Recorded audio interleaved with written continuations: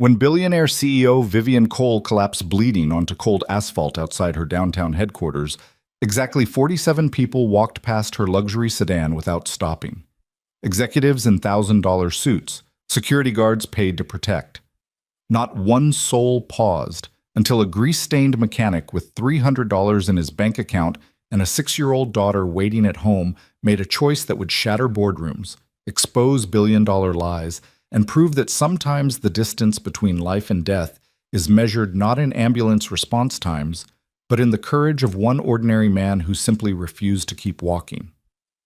If you're ready to discover how one moment of humanity changed everything, stay with me until the end. And when you do, hit that like button and drop a comment telling me what city you're watching from.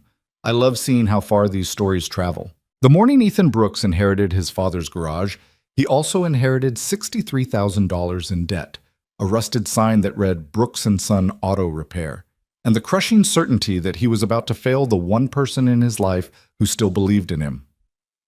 "Daddy, is this our new house?"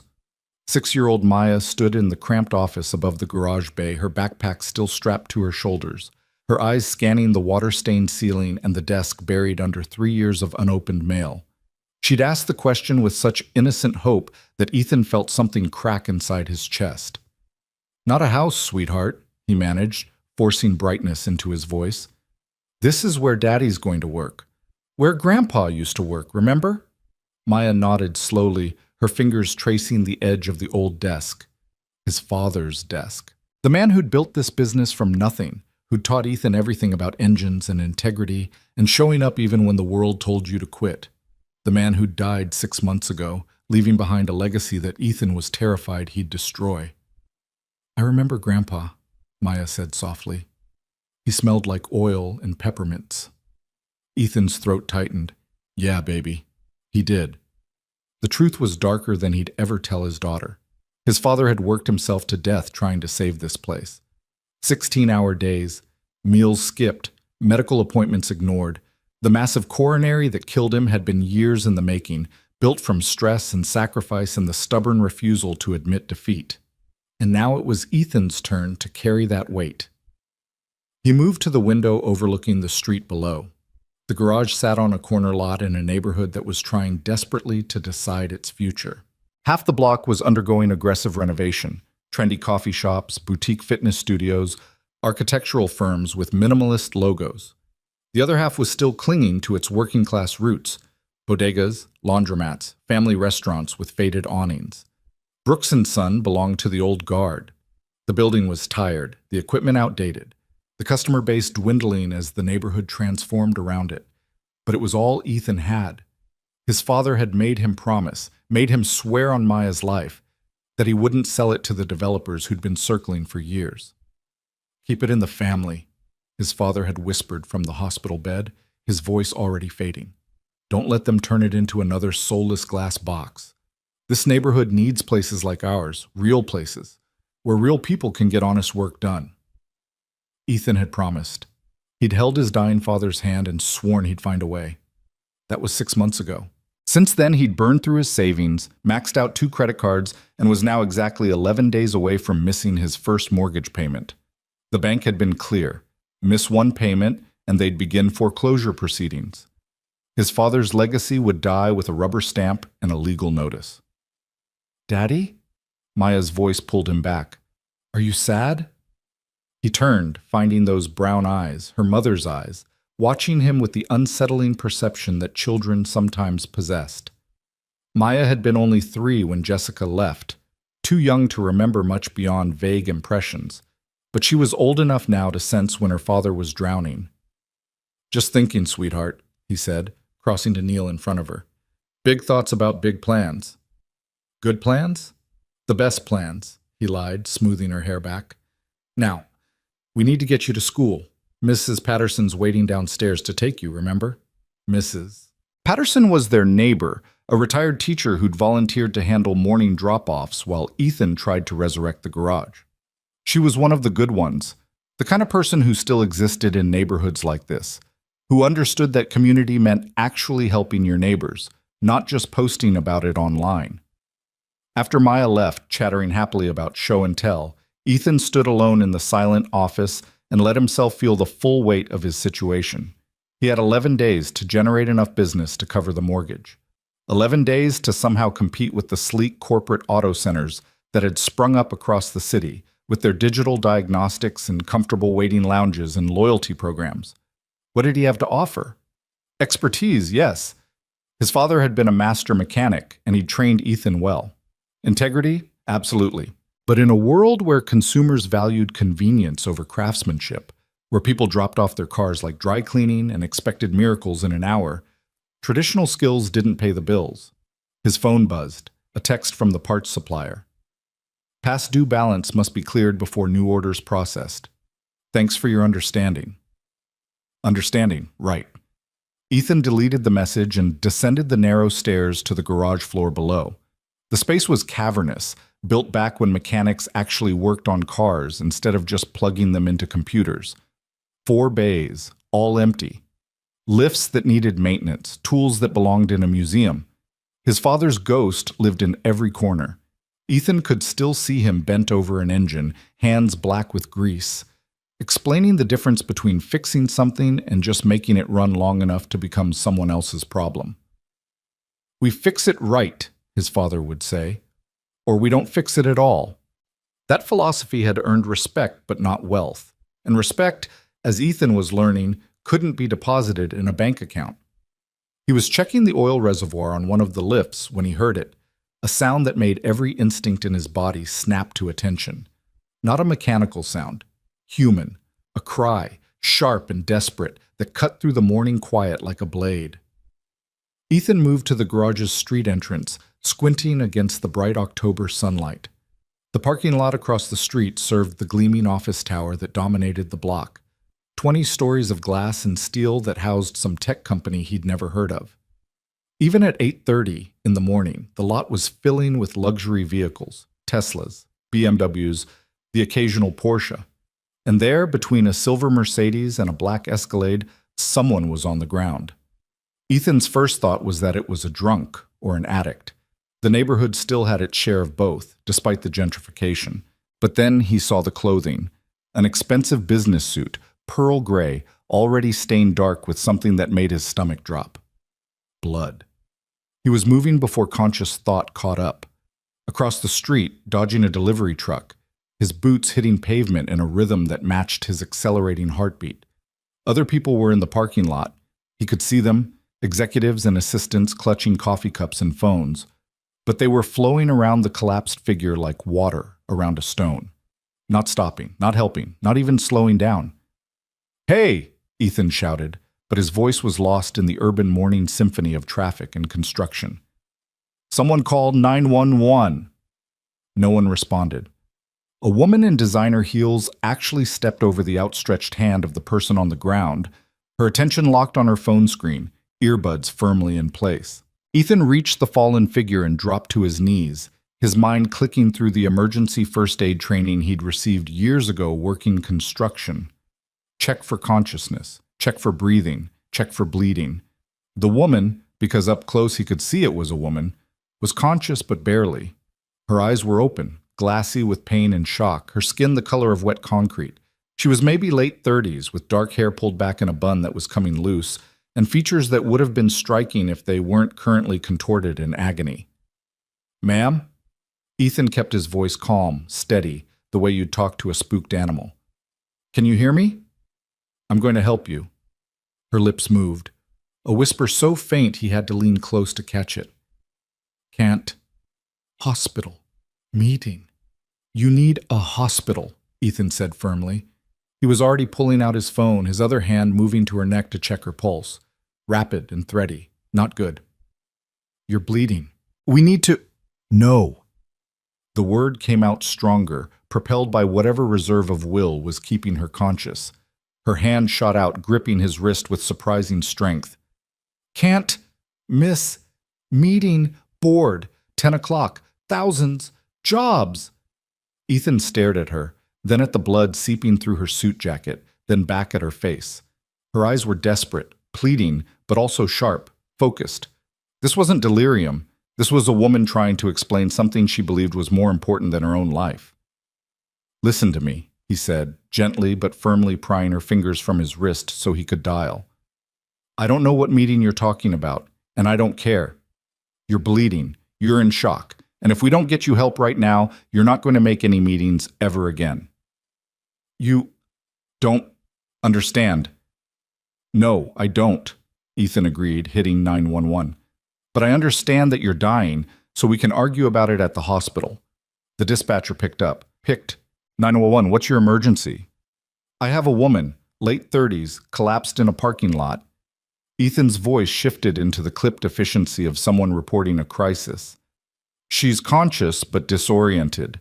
Significant bleeding from the abdomen area. Possible internal injuries. We're at the corner of 5th and Morrison, northeast corner, in the parking lot of the... He glanced up at the building. TechCore Industries Tower. Help is on the way, the dispatcher assured him. Sir, is she able to speak? Barely. Ethan looked down and found the woman's eyes locked on his face with an intensity that was almost frightening. She was mouthing words, the same phrase over and over, and it took him a moment to parse it. Please, please, please. Something in that desperate repetition got through his practical defenses. This wasn't just fear of hospitals or medication or doctors. This was something else. Something that made a woman who was quite possibly bleeding to death care more about a meeting than her own survival. Sir? Is the patient still conscious? Yeah, Ethan said, not breaking eye contact with the woman on the ground. Yeah, she's conscious. Around them, the parking lot continued to fill and empty. People walked past. Cars maneuvered into spaces. A group of young professionals laughed about something as they headed toward the building entrance, their designer coffee cups steaming in the cool morning air. Not one of them looked down. Ethan had seen a lot of things in his 34 years: poverty, addiction, violence, the slow death of communities that no one with power cared enough to save. But he'd never seen anything quite like this. A woman dying in broad daylight while dozens of people in expensive suits simply stepped around her. What's your name? He asked quietly, putting the phone on speaker so the dispatcher could hear, but keeping his voice low meant just for the woman in front of him. Her lips formed a word. He had to lean close to hear it. Vivian. Vivian, I'm Ethan. He was pressing his hand against her abdomen now, trying to slow the bleeding. His palm came away red. And I'm going to get you through this, but you need to tell me what happened. Collapsed, she managed. Pain, sudden, this morning, was walking to car, then, how long ago? 20 minutes? 20 minutes. Ethan looked around the parking lot with new eyes, with fresh horror. She'd been lying here for 20 minutes while the corporate world flowed around her like she was invisible. The wail of sirens cut through the morning. Thank God. Ethan stayed where he was, maintaining pressure, maintaining contact. Vivian's eyes were starting to flutter, consciousness slipping. Stay with me, he commanded. Vivian, look at me. Stay with me. Her eyes opened again, focused with effort. Meeting, she whispered. 10 o'clock. Room 2015. Top floor. Please. The ambulance is almost here. They're going to take care of you. No, listen. She grabbed his hand again, her grip weak now but insistent. Board meeting. Merger vote. If I'm not there, if I don't delay, they'll vote, approve it. 1,500 people. Lose jobs. Everything. I built...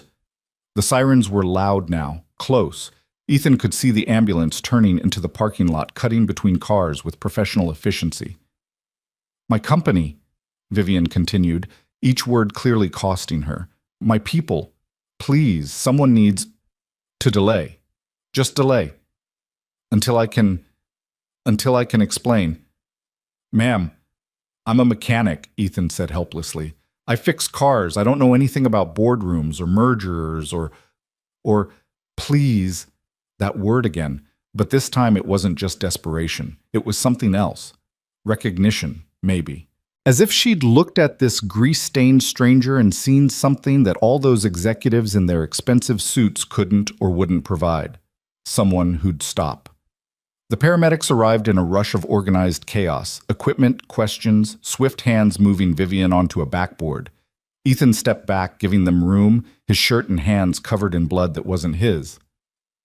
"Sir, are you family?" one of the paramedics asked. "No, I found her." "Do you know her name?" "Vivian. She said her name is Vivian." They were loading her into the ambulance now, starting an IV, checking vitals, all the emergency protocols that might keep her alive long enough to reach surgery. One of the paramedics was already radioing ahead.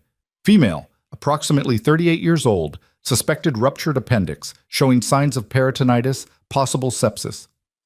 Ethan stood frozen, those medical terms washing over him like a foreign language. But one thing he understood: ruptured appendix. That was bad. That was minutes from death bad. "Sir?" Another paramedic was addressing him. "We need to transport immediately. If you have any information about next of kin—" "I don't know her," Ethan said again.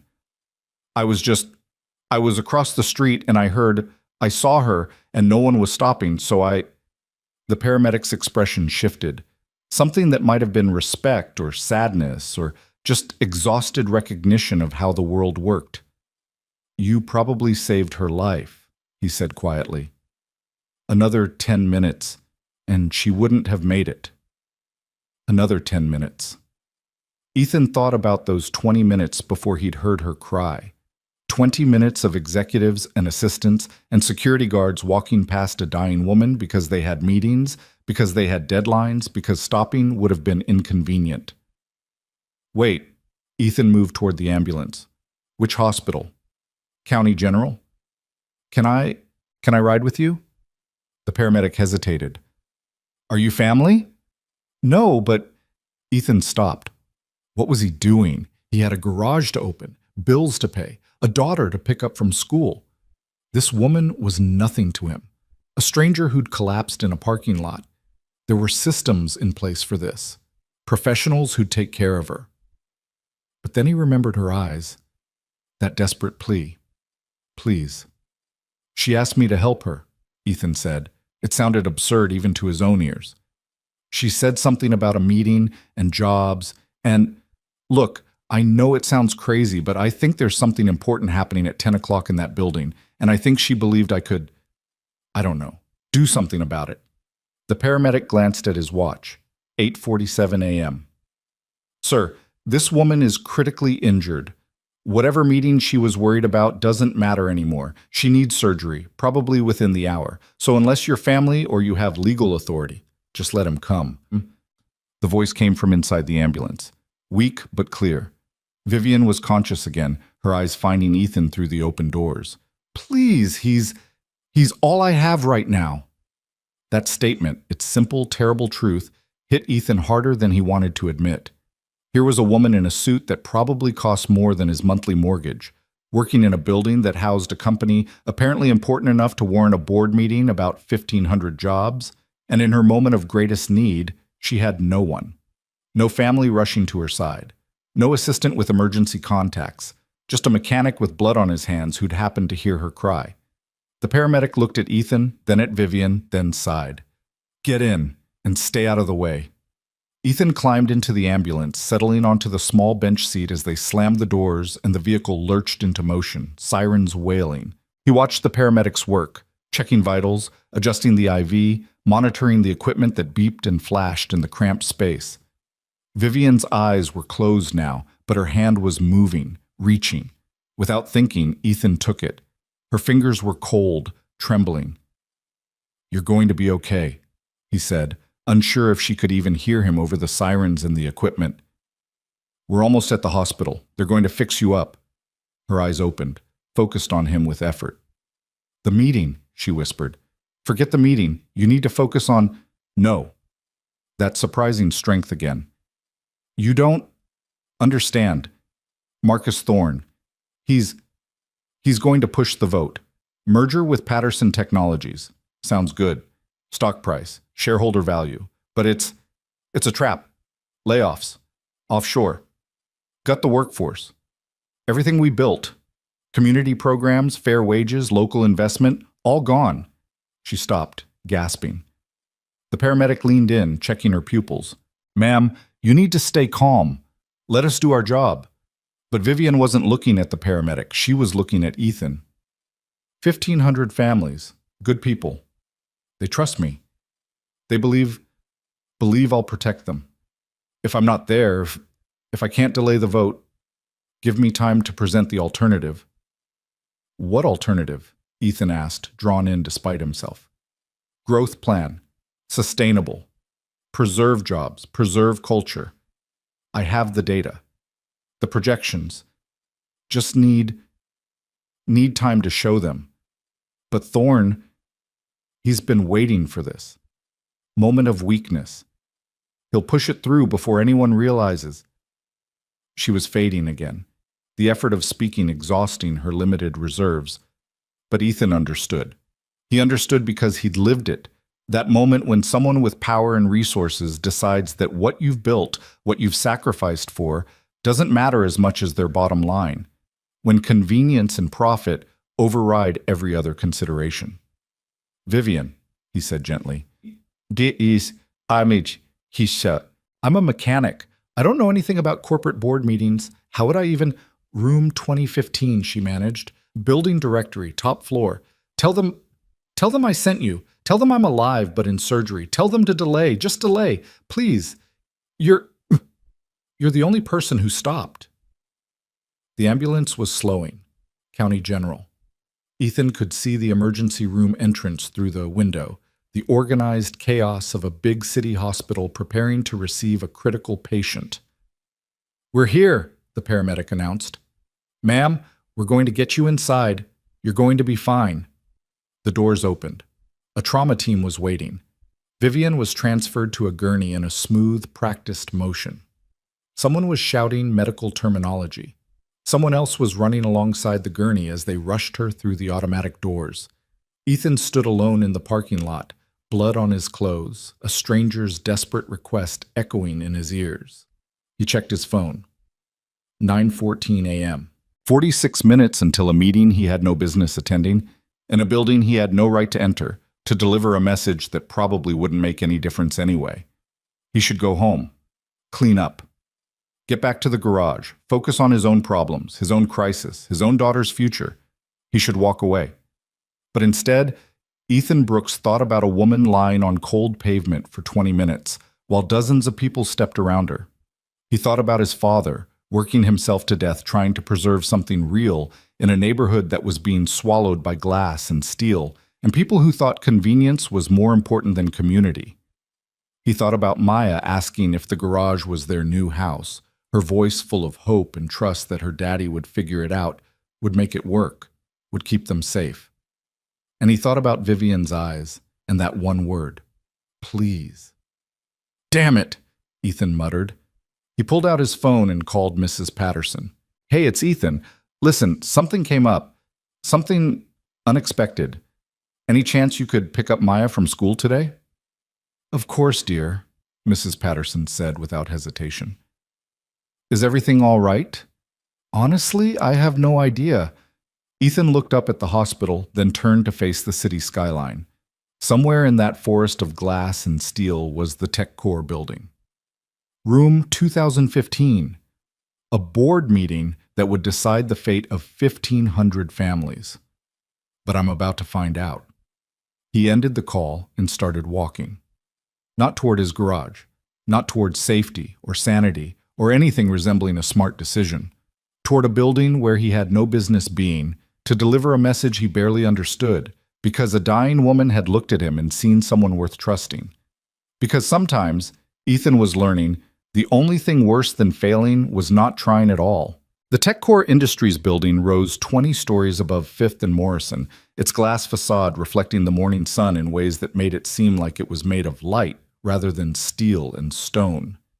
Ethan had walked past it 100 times, had maybe even worked on cars belonging to people who worked inside, but he'd never actually entered it. Now, standing in the street looking up, he felt like a man preparing to storm a castle. He glanced down at himself. His work shirt was stained with Vivian's blood. His jeans were dirty from kneeling on pavement. His boots left faint oil marks on the sidewalk.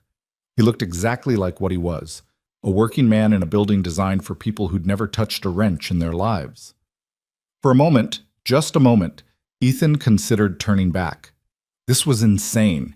He was a 34-year-old mechanic with a failing business and a 6-year-old daughter depending on him. What was he doing trying to intervene in a corporate board meeting? What could he possibly say that would make any difference? But then he thought about Vivian's hand in his, the way she'd looked at him with such desperate hope. You're the only person who stopped. That was the truth of it. In a parking lot full of people, educated, successful, powerful people. He'd been the only one to hear her cry and choose to help. Maybe that didn't qualify him to walk into a boardroom. Maybe it didn't give him the right to speak. But maybe, just maybe, it meant he had something those executives in their expensive suits didn't. Maybe it meant he still remembered that people mattered more than meetings. Ethan pushed through the revolving doors into a lobby that looked like it belonged in a modern art museum. White marble floors, floating staircases, walls made entirely of glass that overlooked a courtyard garden designed to look natural but probably cost more to maintain than his garage made in a year. A security desk dominated the center of the space, staffed by 2 guards in crisp uniforms. Behind them, a wall of turnstiles controlled access to the elevators beyond. Everything was clean, controlled, designed to separate those who belonged from those who didn't. Ethan approached the desk, acutely aware of every oil stain on his clothing, every callus on his hands. "Can I help you?" The guard, a young guy, maybe mid-20s, looked up from his computer screen with the polite but firm expression of someone trained to identify and remove problems. "Yeah," Ethan said, trying to sound more confident than he felt. "I need to get to room 2015, top floor." The guard's eyes flicked over Ethan's appearance, lingering on the bloodstains. "Do you have an appointment?" "Not exactly, but I have a message for the board meeting. It's urgent. Sir, the executive floor is restricted access. If you don't have an appointment—" "Look," Ethan interrupted, leaning forward. "I know how this looks. I know I'm not exactly dressed for a corporate tower. But about 45 minutes ago, a woman collapsed in your parking lot. Ruptured appendix. She was bleeding out on the ground while dozens of your employees walked past her. I got her to a hospital, and before they took her into surgery, she asked me, specifically me, to come here and deliver a message to that board meeting." The guard's expression shifted slightly. "A woman collapsed?" "Yeah. Vivian.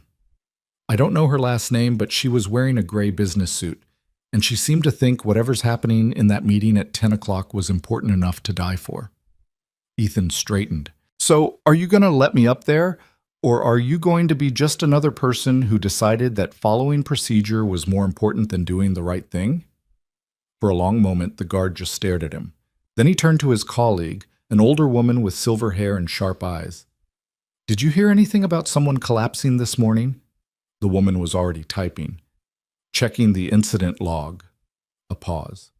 "Emergency services were called to the north parking lot at 8:37 a.m. Medical emergency. 1 transported to County General." She looked up at Ethan. "That your woman?" "That's her." "And she asked you to come here?" "She did. I don't know why. I don't know what I'm supposed to say when I get up there. But she was desperate, and she was dying, and she trusted me with something that obviously matters to her." Ethan met the woman's eyes. "I'm not asking you to break protocol. I'm asking you to make a choice." The 2 guards looked at each other. Some kind of silent conversation happened, the kind that comes from years of working together, of learning when the rules mattered and when they got in the way of actual human decency. Finally, the older guard reached for a clipboard. "Name?" "Ethan Brooks." "And the person who collapsed, you said her first name was Vivian?" "That's all I know." More typing. Then the guard's expression changed. Surprise, maybe even shock. "Vivian Cole," she said quietly, "CEO and founder of TechCore Industries." The words hung in the air like a bomb that hadn't exploded yet. "CEO?" Ethan repeated. That woman on the pavement, bleeding and desperate, was the head of this entire company? 23rd floor, the younger guard said abruptly, reaching for a visitor's badge. "Room 2015. Take the express elevator on the left. And sir?" He held Ethan's eyes. "I don't know what's happening up there, but thank you for stopping, for helping her." Ethan took the badge, his mind reeling. Vivian Cole, CEO. Which meant the board meeting wasn't just any meeting, it was her meeting, her company, her 1,500 employees. And she'd been lying in a parking lot for 20 minutes while her own people walked past. The elevator was glass-walled, offering a view of the city as it rose through the building's core. Ethan watched the streets fall away, the people shrinking to dots, the cars to toys. By the time he reached the 23rd floor, he felt like he'd ascended to another world entirely. The doors opened onto a reception area that screamed money and power. Original art on the walls, furniture that probably cost more than his truck. Floor-to-ceiling windows that turned the city into a backdrop. And people. Lots of people. Men and women in expensive suits, clustered in small groups, their voices low but intense. The air practically crackled with tension. "Excuse me." Ethan approached the reception desk, where a woman in her 50s sat with the ramrod posture of someone who'd been guarding executive access for decades. "I'm looking for room 2015. The receptionist looked up, and Ethan watched her take in his appearance. The blood-stained shirt, the working man's hands, the visitor's badge that marked him as someone who didn't belong. Her expression shifted through several emotions before settling on professional courtesy. "Do you have an appointment?" "I have a message for the board meeting." "Sir, the board meeting is in session. They cannot be disturbed." "It's about Vivian Cole," Ethan said flatly. "Your CEO, who collapsed this morning in the parking lot and is currently in surgery at County General." The effect was immediate and dramatic. Conversation stopped. Heads turned. The receptionist went pale. "What did you say?" "Vivian Cole collapsed approximately an hour ago. Ruptured appendix. I found her in the parking lot and got her to the hospital." Ethan kept his voice level, professional, but he made sure it carried. He wanted everyone on this floor to hear. "Before they took her into surgery, she asked me to come here and deliver a message to the board meeting. So unless you want to be the person who kept that message from being delivered, I suggest you tell me where room 2015 is, now." The receptionist stood, her hands shaking slightly. I'll notify the board president, Mr. Thorne, he's room 2015, Ethan repeated. "Which direction?" A man stepped forward from one of the clustered groups. Late 50s, silver hair, a suit that probably cost more than Ethan's truck. His expression was composed, but his eyes were calculating, assessing. "I'm Marcus Thorne," he said smoothly. "I'm board president and CFO. You say you have a message from Vivian?" Ethan recognized the name. This was the man Vivian had warned him about. The one pushing the merger, planning the layoffs, the one who'd been waiting for a moment of weakness. "I do," Ethan said carefully. "Then, by all means, deliver it." Thorne gestured toward a hallway. "Room 2015 is this way." As Ethan followed, he was acutely aware of the entourage forming behind them. Executives, assistants, people who'd been waiting in the reception area now trailing along like spectators at an accident scene. The building felt different up here. The air itself seemed thinner, colder, charged with a kind of power that had nothing to do with electricity. Room 2015 turned out to be less a room and more a corporate cathedral. The boardroom occupied the entire northeast corner of the floor, with windows on two sides offering panoramic views of the city. A massive oval table dominated the space, surrounded by leather chairs that probably cost more than Ethan's monthly mortgage. And people. The board of directors, maybe 15 or 20 of them, were already seated, papers and laptops spread before them, their conversations dying as Ethan entered with his escort of curious onlookers. "Ladies and gentlemen," Thorne announced, his voice carrying the practiced authority of someone used to commanding rooms. "This man claims to have a message from Vivian. Apparently there's been some kind of medical emergency." Ethan stepped forward, suddenly aware of how absurd this was. He was a mechanic. These were titans of industry, people who made decisions worth millions, whose quarterly earnings probably exceeded his lifetime income. But then he remembered Vivian's hand in his, the desperate plea in her eyes. The fact that he'd been the only person in a parking lot full of executives who'd chosen to stop and help their own CEO when she was dying on the pavement. "My name is Ethan Brooks," he began, his voice rougher than he'd intended. "An hour ago, I was opening my garage across from your parking lot when I heard someone crying for help. I found a woman collapsed between cars. bleeding from what turned out to be a ruptured appendix. She was conscious enough to tell me her name was Vivian and to beg me not to take her to the hospital because she had a meeting she couldn't miss. Murmurs rippled through the room. Someone gasped. Thorne's expression remained neutral, but something shifted in his eyes. Calculation, perhaps, or opportunity. I took her anyway, Ethan continued. Because people were walking past her, dozens of people. Your people. Executives in expensive suits heading into this building, stepping around a dying woman because they had somewhere more important to be. He let that sink in, watching discomfort ripple across faces. The paramedics said another 10 minutes and she wouldn't have made it. That's how close it was. Is she? A woman at the far end of the table asked, her voice tight. She's in surgery now. I don't know more than that. Ethan's eyes found Thorne. But before they took her in, she grabbed my hand and gave me a message. She said there's a merger vote happening at 10 o'clock. She said that if she wasn't here to delay it, to present an alternative, 1,500 people would lose their jobs. She asked me, a stranger, a mechanic with grease under his fingernails, to come here and ask you to wait. Silence. Complete breathless silence. Then Thorne spoke, his voice smooth as oil. Mr. Brooks, we're all deeply concerned about Vivian's health. I can assure you we'll postpone the meeting until— Will you? Ethan interrupted, surprising himself. But he'd seen the look in Thorne's eyes, the same look he'd seen in developers' eyes when they talked about revitalizing his father's neighborhood. Because from what Vivian said, it sounded like you've been waiting for exactly this kind of moment, a moment when she's not here to fight back. Thorne's expression hardened. Mr. Brooks, I don't think you understand the complexities. You're right, I don't. Ethan looked around the table, making eye contact with as many board members as possible. I don't understand how a boardroom works. I don't understand mergers or acquisitions or shareholder value. What I understand is that your CEO, the woman who built this company, was lying on pavement this morning while her own employees walked past her. And in what might have been the last conscious moments of her life, she wasn't thinking about herself.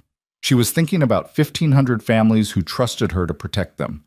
He moved to the windows, looking down at the city below. From this height, the streets looked like canyons, the people like ants. It was easy, from up here, to forget they were human. My father built a business, Ethan said quietly. Nothing like this. Just a garage. But he worked himself to death trying to keep it alive, trying to preserve something real in a neighborhood that's being swallowed by glass and steel, and people who think convenience is more important than community. He made me promise I wouldn't let it die with him. He turned back to face the room. I don't know Vivian Cole, but I know desperation when I see it. I know what it looks like when someone cares about something more than their own life. And I know that right now she's on an operating table trusting that the board she built, the people she chose, will give her the chance to fight for what she believes is right. Ethan pulled out his phone, checked the time. 9:58 a.m. So here's her message. Wait. Just wait. Give her time to present her alternative. And if you vote while she's fighting for her life in surgery, just know that you're making the same choice those people in the parking lot made this morning. You're deciding that your schedule, your convenience, your agenda is more important than stopping to help. He set his visitor's badge on the table. That's all I came to say. The room erupted. Questions, arguments, people standing and talking over each other. Ethan caught fragments. Concerns about postponement, legal obligations, fiduciary duty, the market opening. The language of power and money and decisions that would affect thousands of lives without those lives ever entering the room where the choices were made. Through it all, Marcus Thorne stood silent, watching Ethan with the expression of a chess player whose opponent had just made an unexpected move. Finally, Thorne raised his hand. The room quieted. Mr. Brooks, he said, you've delivered your message. And while I'm sure we all appreciate your passion, the fact remains that this board has legal obligations. We have investors, stakeholders, contractual commitments. We cannot simply postpone a vote of this magnitude based on the request of a man who, by his own admission, knows nothing about corporate governance. You're right, Ethan agreed. I don't know anything about corporate governance, but I know something about integrity, and I know what it looks like when someone without power asks for help from someone with it. He started toward the door, then paused. Vivian Cole trusted me to deliver a message. A dying woman looked at a stranger covered in blood and saw someone worth trusting. I did what she asked. What you do with it is your choice. Ethan walked out of that boardroom, past the reception area, past the clustered executives, into the elevator that would carry him back down to street level, back to his world of grease and debt and struggling to survive. He'd done what Vivian asked. Whether it would make any difference, he had no idea. But at least, unlike all those people in the parking lot, he'd stopped. The elevator descent felt longer than the ascent, each floor a reminder of the gulf between the world Ethan had just left and the one he was returning to. His hands were still shaking, not from fear, but from the adrenaline crash that comes after doing something monumentally stupid and not yet knowing whether it mattered. When he stepped back into the lobby, the same security guards were at their posts. The older woman caught his eye, raised an eyebrow in silent question. Ethan just shook his head. He had no idea what he'd accomplished up there, if anything. Outside, the morning had shifted into that bright, crisp October clarity that made the city look almost beautiful. Ethan stood on the sidewalk, looking back at the TechCore building, wondering if somewhere on the 23rd floor a group of powerful people were having a conversation about a mechanic who'd walked into their boardroom covered in blood and asked them to remember their humanity. Probably not. More likely they were already voting, already moving forward with whatever Marcus Thorne had planned, already forgetting that their CEO had nearly died while they sipped their expensive coffee. Ethan's phone buzzed. A text from Mrs. Patterson. Maya's at school. Don't worry about pickup. I've got her all day if you need. Hope everything's okay. Everything. What a word. Was everything okay? A woman he'd never met before today was in surgery. He'd just delivered a message to a corporate board that probably thought he was insane. His garage was still drowning in debt, still 11 days from foreclosure, still no closer to salvation than it had been when he'd woken up this morning. But he'd stopped. When everyone else kept walking, he'd stopped. Maybe that was something. Ethan started walking back toward the garage, but his feet carried him past it, toward County General instead. He told himself it was just to check on Vivian, to make sure she'd survived surgery, to close the loop on this bizarre morning. But the truth was deeper and more complicated. He needed to know that stopping had mattered, that his choice to help had made a difference. County General was one of those massive urban hospitals that seemed to exist in a state of controlled chaos. Ethan navigated through the emergency room, past crying children and exhausted parents, and people holding blood-soaked towels to various injuries, until he found the surgical wing. I'm looking for information on a patient, he told the nurse at the desk. Vivian Cole. She was brought in about 2 hours ago with a ruptured appendix. The nurse, a tired-looking woman in her 40s with kind eyes, checked her computer. Are you family? No. I'm the one who found her. I rode in the ambulance with her. Something in the nurse's expression softened. She's out of surgery. Doctor wants to keep her in recovery for a few more hours, but the procedure went well. She was lucky you found her when you did. Relief hit Ethan like a physical force. Can I see her? Not in recovery, but if you want to wait, she'll be moved to a room in maybe 3 or 4 hours. The nurse paused. We haven't been able to reach any family. No emergency contacts answered. It's like she doesn't have anyone. The words echoed what Vivian herself had said in the ambulance. You're all I have right now. How did someone build a company, employ 1,500 people, and end up with no one to call when they were dying? I'll wait, Ethan said. The surgical waiting room was a study in anxiety, people pacing, praying, staring at phones or TV screens or nothing at all. Ethan found a chair in the corner and sat, suddenly aware of how exhausted he was.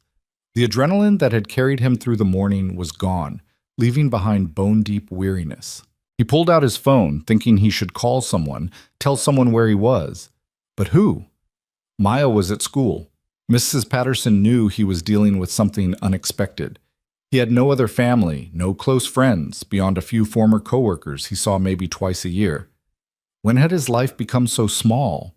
When had the circle of people who mattered shrunk to just him and his daughter?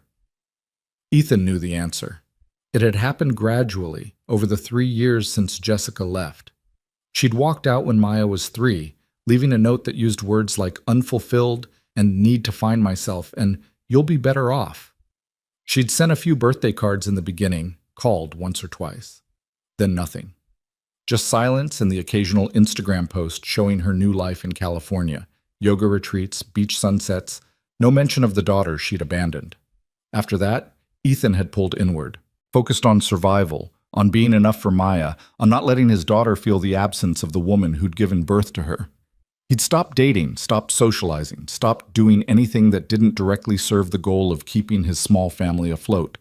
And now here he was, sitting in a hospital waiting room for a woman he'd known for less than 3 hours, because they'd both discovered the same terrible truth. Sometimes the only person who stops to help is a stranger. Mr. Brooks? Ethan looked up to find a doctor in surgical scrubs approaching.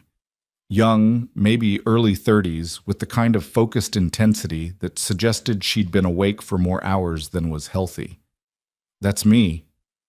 "I'm Dr. Sarah Chen. I perform Miss Cole's surgery." She sat down in the chair next to him, and Ethan noticed the blood on her scrubs. Vivian's blood, probably. "The nurse told me you're the one who found her." "Yeah, in a parking lot." "You saved her life," Dr. Chen said bluntly. "Chen. The appendix had ruptured. Infection was spreading. Another hour and she would have gone into septic shock. Another 2 hours and we wouldn't have been able to save her." She paused. "How did you know to help her? Were you together when she collapsed?" "No, I heard her from across the street. I run a garage nearby." "You heard her?" Dr. Chen's expression shifted to something Ethan couldn't quite read. "From across the street, over traffic and construction and all the ambient noise of downtown." "I guess I have good hearing." "Or you were paying attention," the doctor countered. "Most people don't. They're so locked into their own worlds, phones, headphones, thoughts, that they miss what's happening right in front of them." She leaned back, rubbing her eyes. "I've been an ER surgeon for 7 years. You know how many times I've treated someone who collapsed in a public place and wasn't helped immediately? Too many. People don't want to get involved. They assume someone else will handle it. They're afraid of lawsuits or awkwardness, or just being inconvenienced." "Yeah," Ethan said quietly. "I saw that today. A lot of people walked past her." "But you didn't." "No." Dr. Chen stood. "Ms. Cole is going to be in recovery for another few hours. When she's stable enough to move, we'll get her into a private room. I understand you have a message you delivered for her?" Ethan blinked. "How did you—" "She woke up briefly in recovery. First thing she asked was whether you'd gone to the board meeting." Dr. Chen smiled faintly. "I told her I had no idea what she was talking about, but she seemed very insistent that it was important." "Did she say anything else?" "She asked if you were still here. I said I'd find out." The doctor pulled out a business card, scribbled something on the back. "That's the room number she'll be moved to, 407. If you want to wait, you can see her once she's settled. Might be around 2 or 3 this afternoon." Ethan took the card. "Thank you." After Dr. Chen left, Ethan sat with the card in his hand, trying to decide what to do. It was almost 11:30 now. He could go back to the garage, try to drum up some business, make some calls to suppliers, do something productive towards saving his father's legacy. Or he could wait. Stay here in this uncomfortable chair in this anxious room because a woman he barely knew had asked him for help and he wasn't sure his job was finished yet. His phone rang. Unknown number. Ethan almost didn't answer, probably a creditor or a robocall, but something made him pick up. "Mr. Brooks?" The voice was male, professional, with an edge of urgency. "This is James Mitchell. I'm Vivian Cole's executive assistant. I understand you were the one who helped her this morning." "That's right. I just heard about what happened. I was out of the office this morning at a supplier meeting. If I'd known—" He stopped, composed himself. "How is she?" "The hospital won't tell me anything because I'm not family. She's out of surgery. Doctor says she's going to be okay." A long exhale. "Thank God. Mr. Brooks, I need to ask you about the board meeting. Security told me you went up to the executive floor. Did you speak with them?" "Yeah, I delivered Vivian's message. Asked them to delay the vote until she could present her alternative." Silence on the other end. Then, "And what did they say?" "Marcus Thorne basically told me to mind my own business. Said the board has legal obligations, can't postpone based on a stranger's request." Ethan paused. "Why?" Did they vote? I don't know. The meeting is still in session. It's been going for almost 2 hours now, which is unusual. Normally, these merger votes are quick, 30 minutes, maybe an hour tops. James sounded cautious, hopeful. The fact that they're still talking, maybe your message got through. Maybe. Or maybe they're just arguing about procedure. Either way, you gave her a chance. That's more than she would have had otherwise. James cleared his throat. Mr. Brooks, I know you have no reason to trust me. We've never met. You don't know me from anyone. But I've worked for Vivian for 6 years. I know what this merger would do. I know what she's been fighting against. And I know that if anyone can stop it, it's her. She just needs time. What exactly is this merger? Ethan asked. She mentioned layoffs and offshoring, but I don't really understand the details. Patterson Technologies wants to acquire TechCore. On paper, it looks good. Bigger market share, economies of scale, all the usual justifications. But Patterson has a history. Every company they acquire gets gutted. They keep the intellectual property, the brand name, maybe a handful of key executives. Everyone else gets a severance package and a polite letter thanking them for their service. James's voice grew harder. Vivian built TechCore from nothing. 12 years ago, it was just her and a laptop in a studio apartment. She bootstrapped it, grew it, always put people first. Fair wages, good benefits, profit sharing. She turned down bigger acquisition offers because she refused to sell out her employees. But 6 months ago, the board brought in Marcus Thorne as CFO. Old guard, Wall Street guy. He's been pushing this merger from day one. Let me guess, Ethan said. Thorne stands to make a fortune if the merger goes through. His compensation package includes significant stock options that vest upon acquisition. He walks away with about $40 million. The employees walk away with unemployment. $40 million.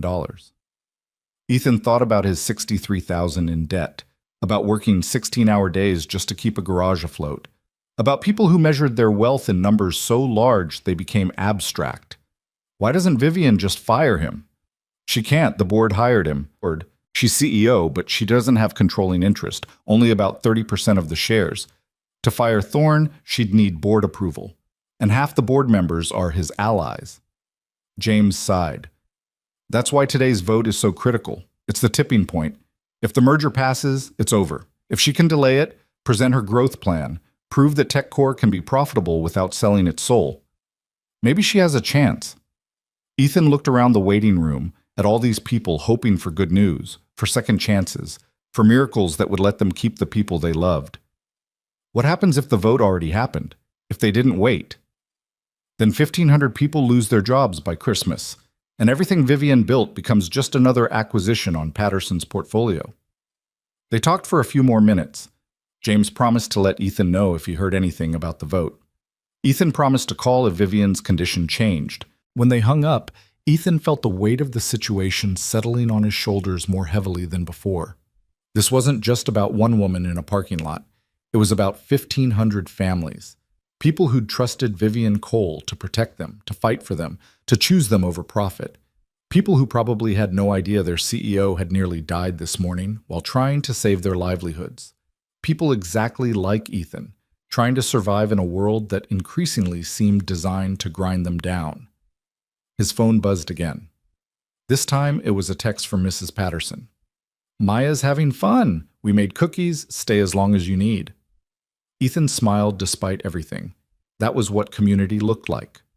Real community. Not the curated social media version, not the networking events where everyone handed out business cards. Just people helping each other because it was right, because they were neighbors, because some things mattered more than convenience. He settled back into the uncomfortable chair, prepared to wait. His garage could survive a few more hours without him. The debt wasn't going anywhere, but Vivian Cole had trusted him with something important, and Ethan Brooks had learned from his father that you don't abandon people when they need you, even if those people are strangers, even if helping them doesn't solve your own problems, even if the only reward is knowing you did the right thing when it would have been easier to walk away. The hours crawled past. Ethan watched other families come and go, celebrations when surgeries went well, quiet tears when they didn't. He saw the full spectrum of human experience compressed into this one waiting room, hope and fear, relief and grief. The terrible uncertainty of loving someone whose life hangs in the balance. Around 1:30, his phone rang again. James. The vote happened, James said without preamble. 45 minutes ago. Ethan's stomach dropped. And? It didn't pass. The motion to approve the merger was defeated, 7-6. Ethan sat up straight. What? I don't have all the details yet, but from what I'm hearing, 3 board members who were expected to vote yes switched their votes. The merger is dead, at least for now. Patterson Technologies is withdrawing their offer. Why? What changed their minds? I think you did, Mr. Brooks. James's voice was thick with emotion. I think a mechanic walked into a boardroom and reminded a bunch of executives that the numbers on their spreadsheets represent actual human beings. And at least 3 of them decided that mattered more than their quarterly earnings. Ethan couldn't speak. He'd done it.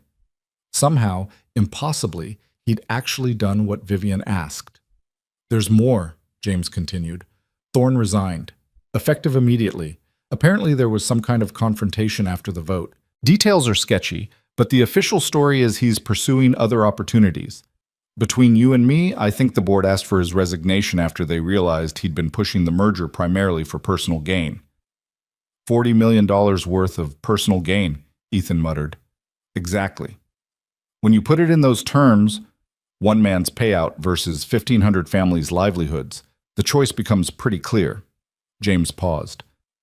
Mr. Brooks, I know Vivian will want to thank you personally when she's recovered, but I wanted you to hear it from me first. You saved more than her life today.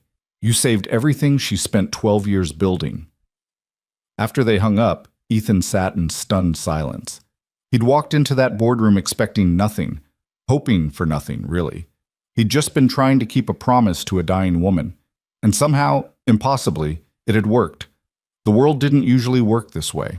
People like Ethan, working class, struggling, without power or connections, didn't usually walk into corporate towers and change the outcome of billion-dollar decisions. But today, for reasons he still didn't fully understand, he had. Mr. Brooks? A nurse stood in the doorway. Ms. Cole has been moved to her room. She's awake and asking for you. Ethan followed the nurse through the maze of hospital corridors to room 407. The door was partially open. He could see Vivian in the bed, pale but conscious, an IV line running to her arm, monitors beeping softly in the background. She looked smaller somehow, more vulnerable.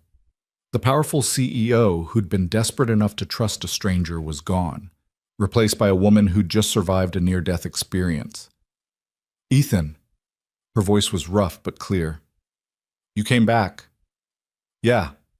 He stepped into the room, suddenly unsure what to do with his hands. How are you feeling? Like someone took a knife to my abdomen, which I suppose is accurate. A faint smile. Did you go to the meeting? I did. And? Ethan pulled a chair close to the bed. The vote didn't pass. The merger's dead. Thorne resigned. Your company is still yours, and your employees still have jobs. Vivian's eyes filled with tears.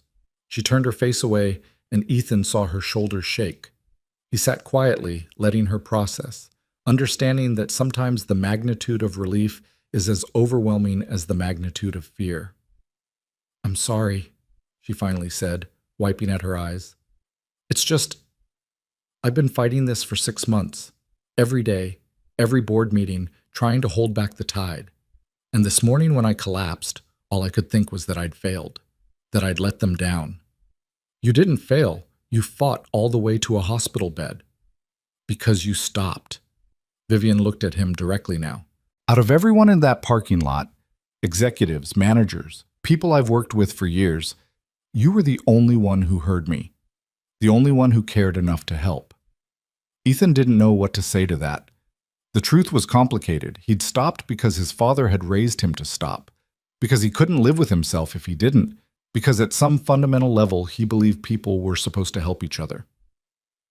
I need to ask you something, Vivian said. And I need you to be honest. When you walked into that boardroom, what did you see? What do you mean? I mean, you're not part of that world. You have no stake in TechCore or Patterson Technologies or corporate acquisitions. You walked into a room full of powerful people and told them to wait. Why? What made you do it? Ethan thought about his answer carefully. I saw my father, he finally said, working himself to death trying to save something real. I saw my daughter trusting me to provide a stable future even though I'm drowning in debt. I saw you lying on pavement while people stepped around you. And I saw 1,500 families who had no idea their livelihoods were being decided by people who'd never met them. He leaned forward. You asked me what I saw in that boardroom. I saw people who'd forgotten that the numbers on their spreadsheets represent human beings. People with kids and mortgages and dreams. People who get up every morning and go to work because they believe their effort matters. Their contribution means something. I saw people about to destroy all that because it was convenient, because it was profitable, because they could. Vivian was quiet for a long moment. Then, what you described, that's why I started TechCore. I worked for companies that treated employees like interchangeable parts, like expenses to be minimized rather than people to be valued. I wanted to build something different, something that proved you could be successful and humane at the same time. You did, Ethan said. Whatever happens next, you built that. Those 1,500 employees, they still have jobs because you fought for them. That matters. It almost didn't. Vivian's voice dropped. If you hadn't stopped, if you'd been like everyone else in that parking lot. But I did stop. And so did those 3 board members who changed their votes. People can surprise you sometimes. Vivian smiled, but it was sad. Can I tell you something? Something I haven't told anyone? She waited for his nod. When I was building this company, I used to think success meant proving everyone wrong. All the people who said a woman from a working-class background couldn't compete with the tech elite. All the investors who rejected my pitches. All the competitors who tried to crush me before I could gain traction. I wanted to build an empire just to show them. She shifted in the bed, wincing slightly. But somewhere along the way, it changed. It became about the people, about creating something meaningful, building a culture where everyone, from the janitors to the executives, felt valued, where profit wasn't the only measure of success. That's rare, Ethan said. Most companies don't think that way. I know, and that's what makes losing so terrifying, because if TechCore goes down, it doesn't just prove I failed. It proves the whole model failed. It tells everyone who believed in the idea that caring about people is a luxury you can't afford in the real world. Ethan understood that fear. He lived it every day with his garage. Every time a customer chose the corporate auto center over his honest craftsmanship, it felt like proof that integrity was a losing strategy, that the world rewarded efficiency over quality, convenience over relationship, profit over principle. You didn't fail, he said firmly. You're lying in a hospital bed because you fought to the point of physical collapse. That's not failure. That's something else entirely. Desperation? Vivian suggested with a wry smile. Commitment, integrity, actually giving a damn. Ethan stood, feeling suddenly awkward. I should let you rest. You've been through a lot. Wait. Vivian's hand moved toward him, and he took it without thinking. Her grip was weak but determined. I owe you more than gratitude. You saved my life. You saved my company. You did something I couldn't do. You made them see what was at stake. I just told them the truth, which is exactly what they needed to hear. Vivian paused. James told me about your garage, that you're struggling, that you inherited debt along with the business. Ethan felt his defenses rise. I'm managing. Ethan, I'm not offering charity. I'm offering partnership, investment, if you'll accept it. TechCore has resources. We could help you modernize, expand, compete with those corporate centers. In exchange, we'd have a trusted auto service partner for our company fleet. It was tempting. More than tempting. It was everything Ethan needed. Capital, stability, a chance to save his father's legacy without drowning in the process. But something made him hesitate. Why? He asked. You don't know anything about me beyond one morning of crisis. I could be a terrible businessman. The garage could be unsalvageable. You stopped, Vivian said simply. When everyone else kept walking, you stopped. That tells me everything I need to know about your character. And character, in my experience, is the foundation of any successful business. She released his hand. Think about it. No pressure, no timeline. Just consider the possibility that sometimes the reward for doing the right thing is actually getting help when you need it most. Ethan nodded, not trusting himself to speak. He'd spent so long struggling alone, convinced that accepting help meant admitting defeat, that he'd almost forgotten what it felt like to have someone offer partnership instead of pity. I'll think about it, he finally said. And Vivian, thank you for trusting me this morning, for asking me to help even though it didn't make any sense. It made perfect sense, she countered. You were the only person in that parking lot who remembered how to be human. Sometimes that's all we need, someone who hasn't forgotten how to care. Ethan left the hospital as the afternoon sun was starting its descent toward evening. The city looked different now, softer somehow, as if the events of the day had changed not just individual lives, but something in the air itself. His phone showed multiple missed calls, suppliers probably, or the bank, or any of the dozen entities that wanted money he didn't have. But for the first time in months, Ethan felt something other than desperation when he looked at those notifications. He felt hope. The walk back to the garage took Ethan through streets he'd known his entire life, but they felt different now, charged with a possibility he hadn't allowed himself to feel in years. The autumn air was crisp, carrying the scent of roasting coffee from the new cafe 2 blocks over, and the familiar oil-tinged smell of the industrial neighborhood that refused to completely surrender to gentrification. When he reached Brooks & Son, the building looked simultaneously smaller and more significant than it had this morning. The faded sign, the cracked pavement, the roll-up door that stuck unless you knew exactly where to kick it. These weren't just signs of decay anymore. They were evidence of survival, proof that something real could persist even when the world around it was transforming into glass and steel. Ethan unlocked the side door and climbed the stairs to the office.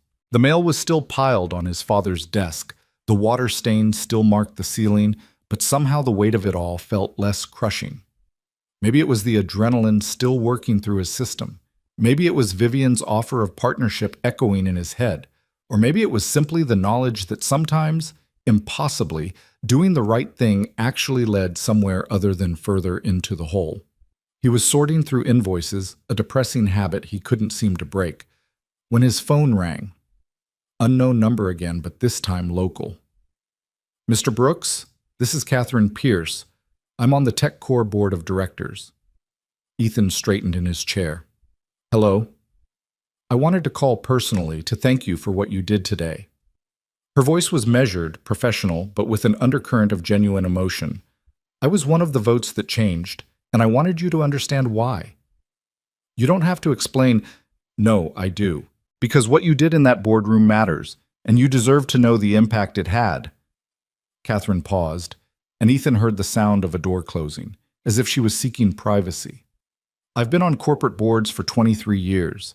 I've sat through hundreds of meetings, and I've watched good companies get destroyed by people who care more about quarterly earnings than long-term sustainability. People who can discuss layoffs over lunch without ever thinking about the actual human cost. She took a breath. When you walked into that room today, covered in Vivian's blood, and told us what happened in the parking lot, that dozens of our own employees walked past our CEO while she was dying, it was like someone had thrown cold water in my face. I realized I'd become exactly what I used to despise, someone who could vote away 1,500 jobs and sleep just fine because I'd never have to look those people in the eye. What changed? Ethan asked quietly. You asked us a question, even if you didn't phrase it that way. You asked whether we were going to be the kind of people who keep walking or the kind who stop. Catherine's voice strengthened. I have 3 grown children. I've spent their entire lives telling them that character matters, that integrity matters, that we have an obligation to help others when we can. And then I was about to vote for a merger that would destroy lives just because it was financially convenient. Ethan heard papers rustling, the sound of someone settling into a chair. I wasn't the only one who felt that way, Catherine continued. After you left, the room was silent for almost a full minute. Then Elizabeth Hardwick, another board member, spoke up. She said her father had been a factory worker who lost his job when the plant got bought out and closed. She said she remembered what that did to her family. The stress, the fear, the way her parents fought about money in the middle of the night when they thought she was asleep. And the third vote? Ethan asked. Robert Chen. His vote surprised everyone, including me. He's normally Thorne's closest ally.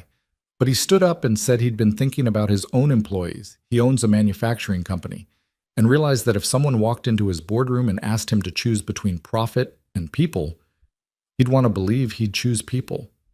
And if he couldn't do that for TechCore's employees, he had no right to expect anyone to do it for his. Catherine laughed softly. Thorne was furious. He tried to call for a recess, argue procedure, anything to delay the vote. But the momentum had shifted. When we finally took the vote, the merger failed 7-6, and then Robert made a motion to ask for Thorne's resignation. It passed 9-4. Ethan tried to process this. 3 votes. 3 people who'd been ready to approve a merger that would gut a company, who'd changed their minds because a stranger had reminded them that numbers on spreadsheets represented human lives.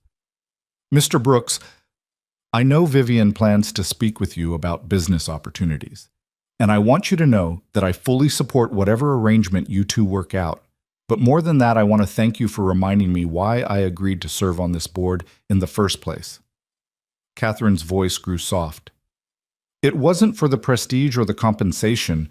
It was because I believed companies could do well while doing good. I'd lost sight of that. You helped me find it again. After they hung up, Ethan sat in the silence of his father's office and thought about the strange arithmetic of the day. He'd saved 1 life, delivered 1 message, and somehow that had rippled outward to save 1,500 jobs. The math didn't make sense. 1 person shouldn't have that much impact, but apparently sometimes they did. His phone buzzed with a text from James Mitchell. Board meeting notes being distributed. Thought you might want to see this. A document attachment followed. Ethan opened it, scrolling through pages of corporate language until he found the relevant section. Motion to approve merger with Patterson Technologies. Defeated. Motion to request resignation of CFO Marcus Thorne. Approved.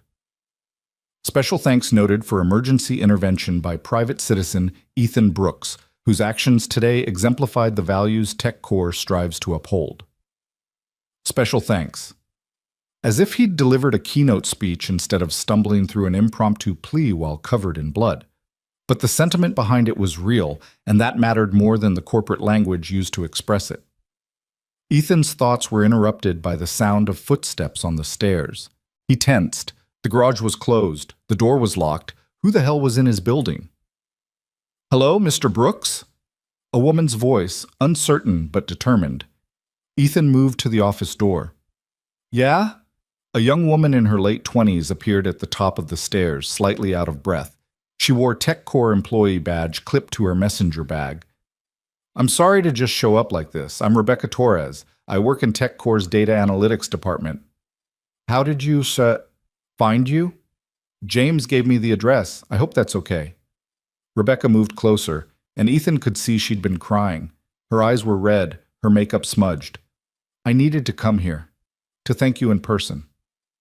You don't have to thank me. You saved my job, Rebecca interrupted, her voice breaking. You saved all of our jobs. Do you understand what that means? Ethan shook his head, uncomfortable with the intensity of her gratitude. I'm a single mom, Rebecca continued. I have a 4-year-old daughter. When I got this job at TechCore 2 years ago, it was the first time in my life I felt like I could actually breathe. Good salary, great benefits, flexible hours so I can pick up my daughter from daycare. I was finally building something stable, you know? She wiped at her eyes. This morning I went into that board meeting not knowing if I'd still have a job by lunch. We all knew what the merger meant. We'd heard the stories about Patterson Technologies, how they acquire companies and then gut them.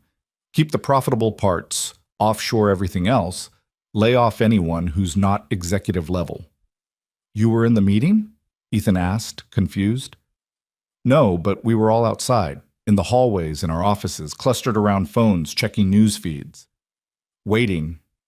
Rebecca's hands were shaking as she pulled out her phone, showing him a group text thread.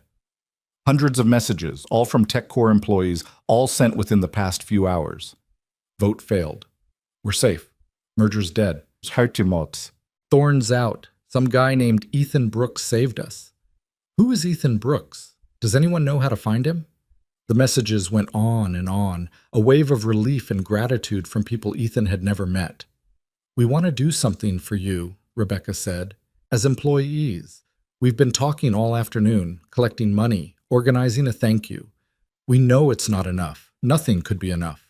But we wanted you to know that we see what you did, that it mattered to real people with real lives." "You don't need to do that," Ethan said, overwhelmed.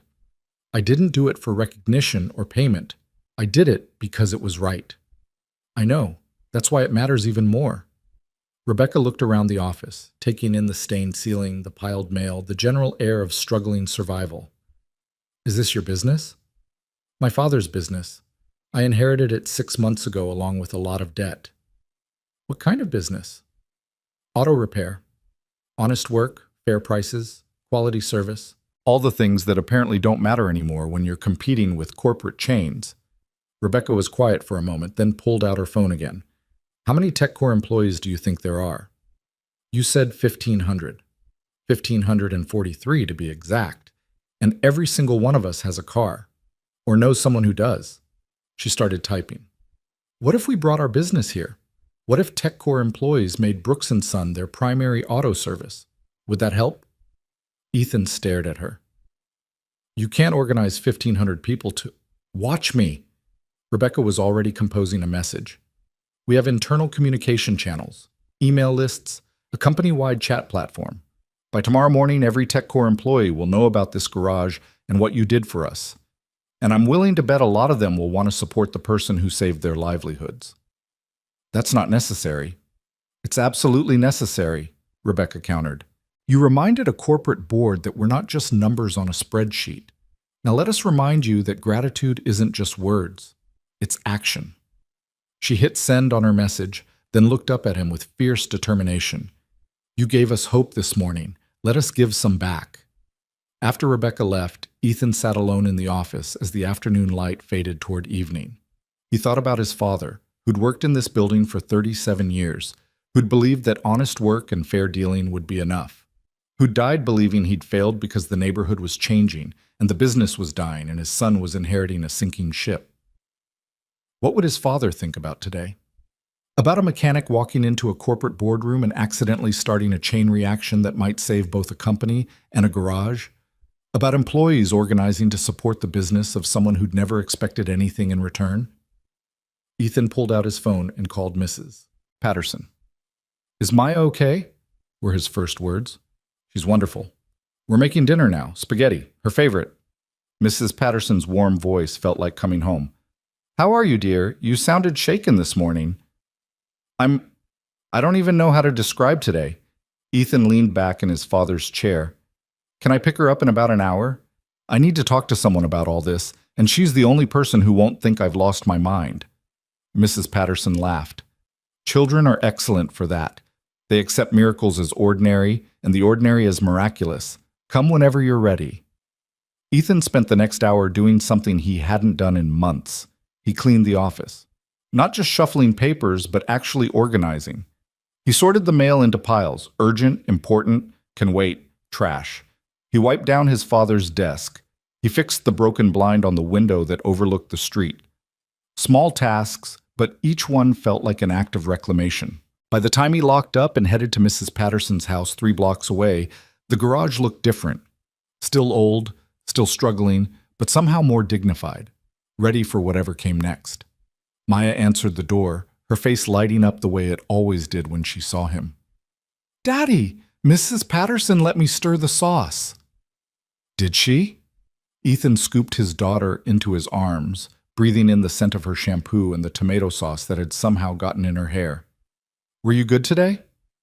"So good. I told my class about Grandpa's garage, and my teacher said it sounded important."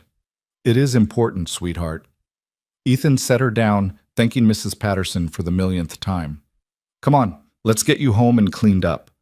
They walked hand in hand through the neighborhood as Maya chattered about her day, show and tell, recess, the new reading book her teacher had given her. Normal things, beautiful things, the rhythm of childhood that somehow continued no matter what chaos swirled in the adult world. When they reached their small apartment above a convenience store, Ethan made grilled cheese sandwiches while Maya sat at the kitchen table drawing pictures of cars. It was their evening routine, the sacred hour before bedtime when the world narrowed to just the two of them. "Daddy?" Maya looked up from her drawing. "Are we going to be okay?" The question hit him harder than it should have. "What do you mean, baby?" "I heard you talking on the phone last week about money and the garage. You sounded scared." Ethan set down the spatula and knelt beside her chair. He'd tried so hard to shield her from his stress, to keep the adult worries separate from her childhood. But children were perceptive. They heard the things you didn't say, felt the fears you tried to hide. "I was scared," he admitted. "The garage is struggling. Grandpa left me something wonderful, but he also left some problems I'm trying to fix. And sometimes I worry that I'm not strong enough or smart enough to do it right." Maya reached out and touched his face. "But you're the strongest daddy in the whole world." "I don't feel strong, sweetheart. Most days I feel like I'm barely holding on." "That's what strength is," Maya said, with the simple wisdom of children who haven't yet learned to doubt themselves. "Mrs. Patterson told me. She said being strong doesn't mean you're not scared. It means you keep going even when you are." Ethan pulled his daughter into a hug, feeling tears threaten for the first time all day. Through everything, the emergency, the boardroom, the hospital, the gratitude of strangers, he'd held himself together. But here, in his tiny kitchen, with his 6-year-old daughter defining courage for him, he felt something crack open inside his chest. "You're right," he whispered into her hair. "And you know what? Today something happened. Something that might help us. I met someone who needs help, and I helped them, and now they want to help us back." "Like friends?" "Yeah, baby, like friends."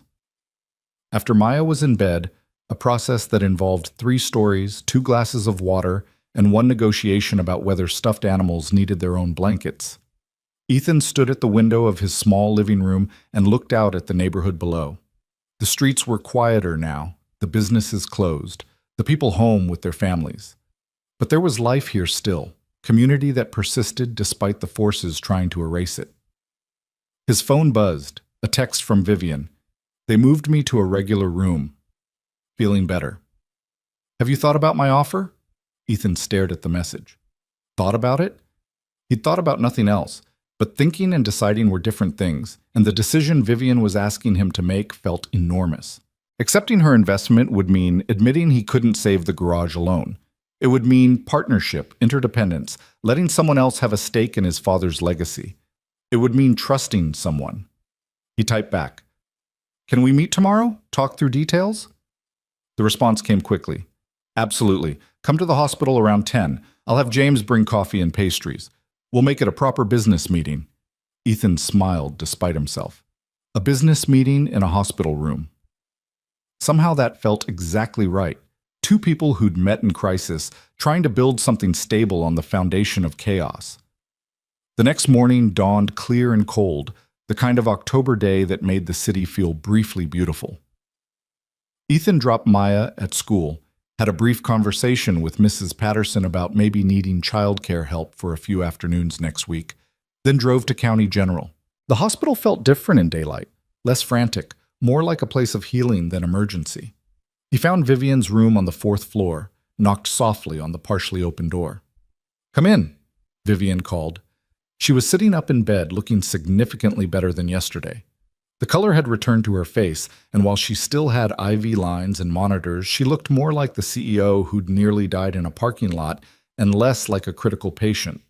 James Mitchell was already there, laptop open on the rolling table, along with a spread of coffee and pastries from what Ethan recognized as the expensive bakery downtown. "Ethan," Vivian said warmly, "thank you for coming. James, you've met on the phone. James, this is the man who saved my life and my company in one morning." "Mr. Brooks." James stood to shake hands. He was younger than Ethan expected, maybe late 20s, with dark hair and sharp eyes behind fashionable glasses. "I've been wanting to meet you properly. What you did yesterday was extraordinary. I just delivered a message." "You did much more than that," Vivian said. "But let's talk about the future, not the past. James has drawn up a proposal based on our conversation yesterday. Nothing binding, just a framework to discuss. For the next hour, they talked business, real business, the kind Ethan had never engaged in: capital investment, revenue sharing, fleet contracts, expansion plans. Vivian's proposal was straightforward. TechCore would invest $200,000 in Brooks & Son Auto Repair. In exchange, they'd receive a minority ownership stake, 20%, and guaranteed service rates for the company fleet. The investment would cover Ethan's inherited debt, update equipment, allow him to hire 2 additional mechanics, and fund a marketing campaign targeting the neighborhood's changing demographics. James had prepared financial projections showing the garage could be profitable within 6 months, thriving within a year. But here's the most important part, Vivian said, leaning forward despite the obvious pain the movement caused. This isn't charity. This is investment in someone who embodies the values TechCore claims to uphold. You stopped when everyone else kept walking. You fought for people you'd never met because it was right. That's the kind of integrity we want to partner with. Ethan looked at the spreadsheets, the projections, the contract framework that James had prepared. It was everything he needed, more than everything. It was salvation presented on a laptop screen. "Why 20%? He asked. "You could ask for more. Probably should ask for more." "Because this is your father's legacy, not mine," Vivian said simply. "I want to help you preserve it, not take it over. You maintain majority ownership, full operational control. We're silent partners unless you want our input. And if the garage fails anyway, if I can't make it work even with this investment, then we fail together," Vivian said. "But I don't think we will. You know why?" Ethan shook his head.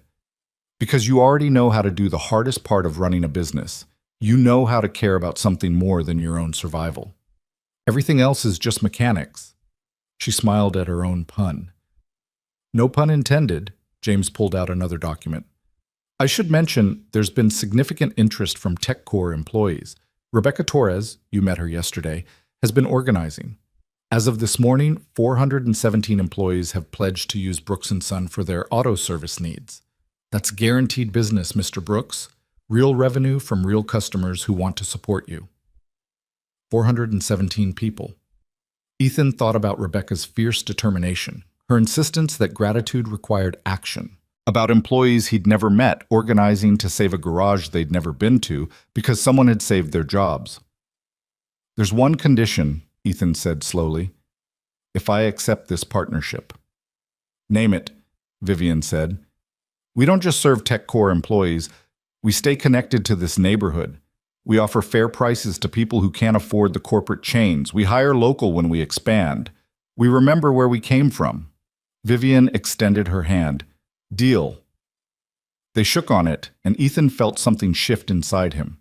Not relief exactly, though that was part of it. More like permission to accept help, to build something collaborative, to believe that success didn't require him to struggle alone. "I'll have the formal contracts drawn up," James said, already typing. "We can move quickly on this. Have funds transferred within a week if you're ready." "I'm ready," Ethan said. And he was.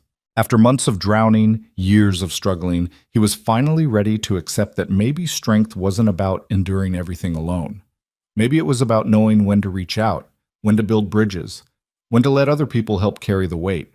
They talked logistics for another 30 minutes, timeline, implementation, hiring plans. James would serve as TechCore's liaison, but the day-to-day operations would remain entirely Ethan's domain. They'd meet monthly to review finances, quarterly to assess progress. Simple, clean, focused on building something sustainable. When Ethan finally left the hospital, the autumn sun was high overhead, making the city sparkle. He drove back to the garage slowly, taking streets he hadn't traveled in years, seeing his neighborhood through new eyes. The old bodega where his father used to buy morning coffee was still there, somehow surviving despite the trendy market that had opened across the street. The park where he'd played as a child, now refurbished with new equipment funded by the Business Improvement District. The church that anchored the corner of 5th and Morrison, its stone facade unchanged while everything around it transformed. This was the neighborhood his father had loved.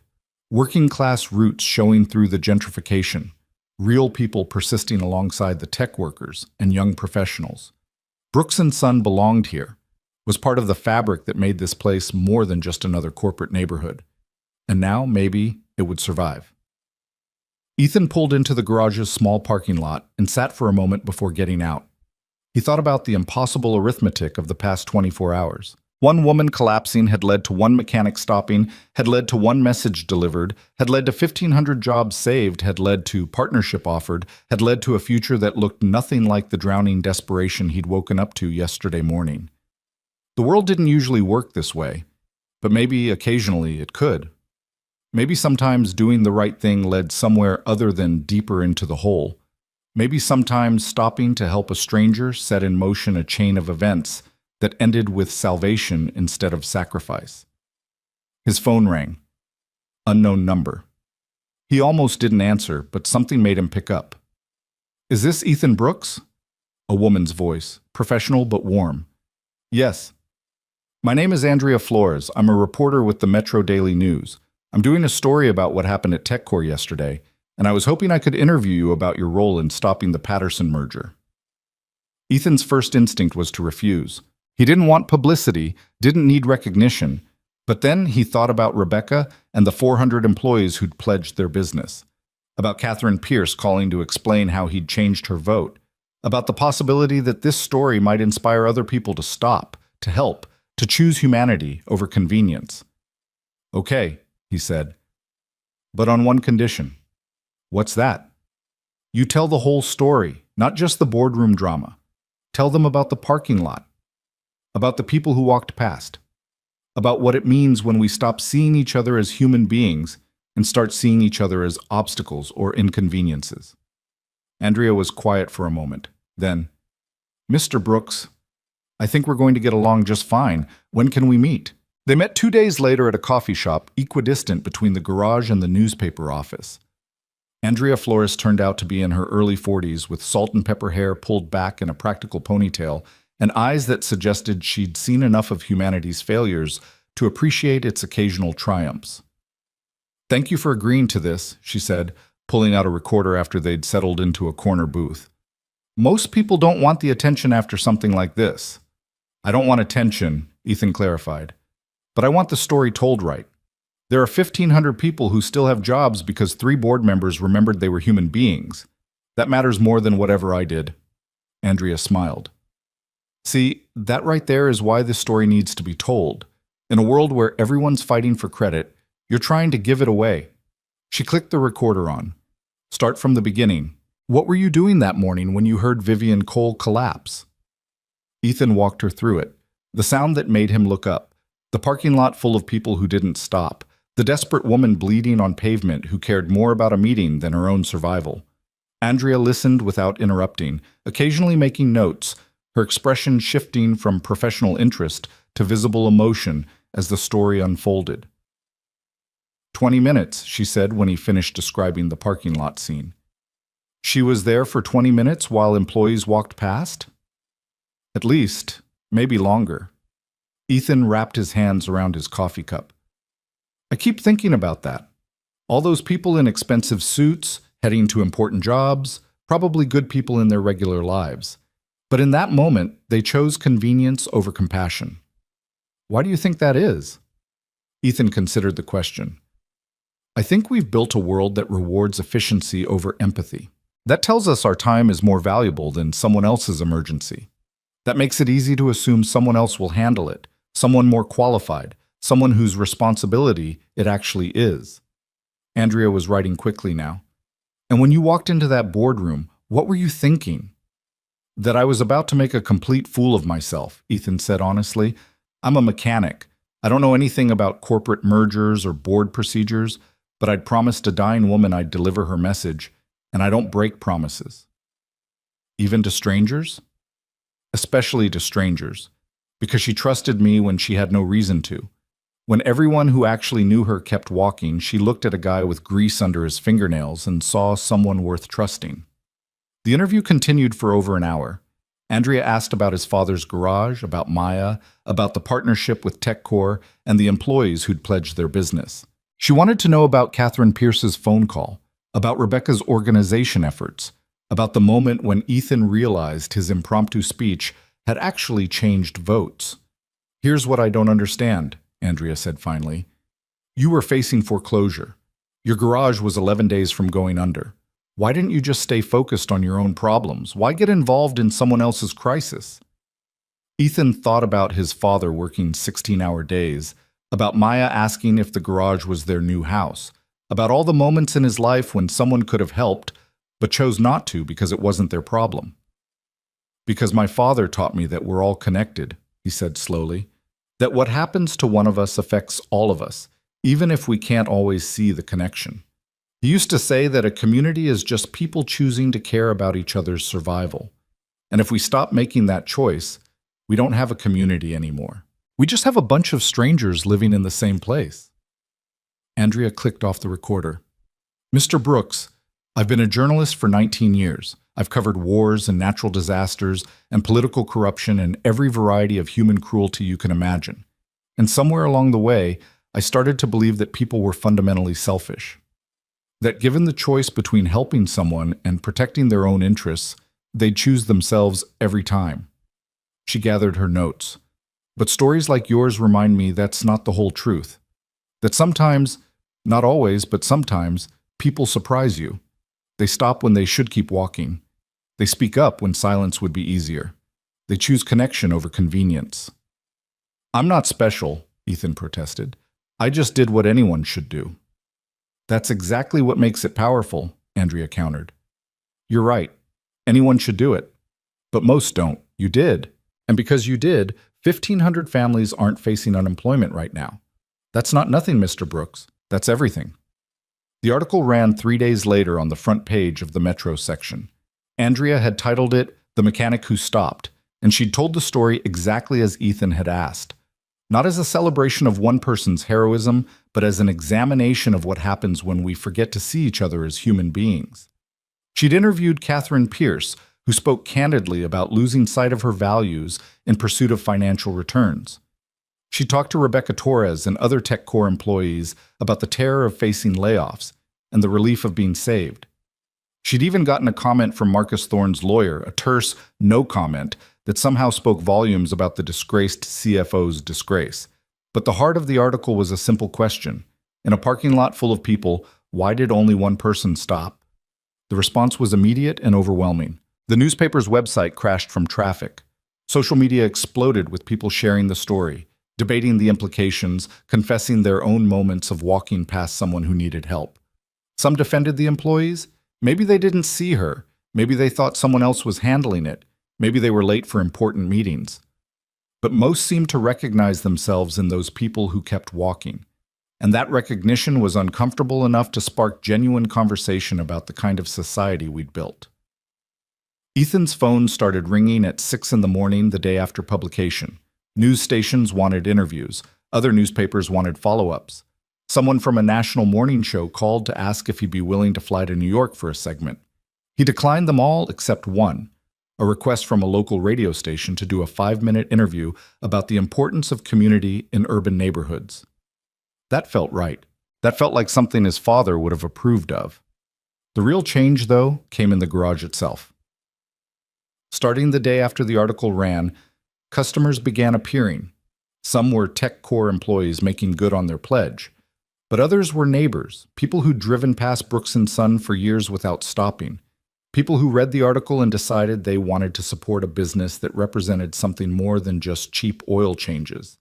By the end of the first week, Ethan had to turn away customers. The garage simply couldn't handle the volume. He called James Mitchell in a panic. "This is a good problem," James assured him. "This is exactly what we hoped would happen. Time to accelerate the expansion plan." Within 2 weeks, TechCore's investment had been finalized and transferred.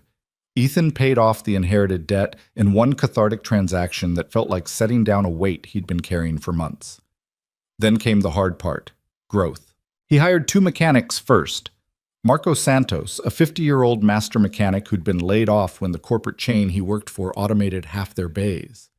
And Jennifer Wu, a recent technical school graduate who'd applied to 17 positions before Ethan called her back. "Why me?" Jennifer asked during the interview. She was 23, brilliant with diagnostic computers, and visibly shocked that anyone wanted to hire her. "Because you know things I don't," Ethan said honestly. Modern cars are computers on wheels. I can rebuild a carburetor in my sleep, but these new electric systems, I need someone who grew up with that technology. Most shops won't hire women, Jennifer said quietly. They tell me I'm not strong enough, or I won't fit the culture, or customers won't trust me. Most shops are run by idiots, Ethan replied. Can you do the work? Better than most guys twice my age. Then you're hired. Fair wage, full benefits, and I don't care if customers trust you at first. They will once they see you work. Marco started the following Monday. Jennifer, 2 days after that. Together, the three of them began transforming Brooks & Son from a struggling one-man operation into something that looked increasingly like a real business. They updated equipment, new diagnostic computers, a modernized hydraulic lift system, an air filtration system that made the garage bay actually breathable. They repainted the exterior, keeping the vintage Brooks & Son sign, but adding clean lines and professional lighting. They created a small waiting area with comfortable chairs and decent coffee, nothing fancy but respectable. And they maintained the principle that had defined the garage from the beginning: honest work, fair prices, treating customers like human beings instead of revenue streams. The TechCore employees came in steady waves, just as Rebecca had promised. But they brought friends, family members, neighbors. Word spread through the channels of actual human connection. Not algorithms or advertising, but people telling other people about a garage where the mechanics explained what was actually wrong instead of inventing problems, where the estimates were honest, where they remembered your name. 6 weeks after the partnership was finalized, Ethan found himself standing in a garage that was fully booked 2 weeks out, employing 3 people including himself, and, for the first time in 6 months, actually profitable. He was reviewing the month's financials when his phone rang. Vivian. How are you feeling? Ethan asked. She'd been released from the hospital 3 weeks ago and was supposedly working half days from home. Restless and annoyed that my body won't cooperate with my brain, Vivian said. But healing.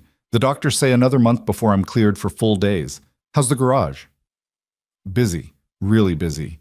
I might need to hire a 4th person soon. That's what I wanted to talk to you about.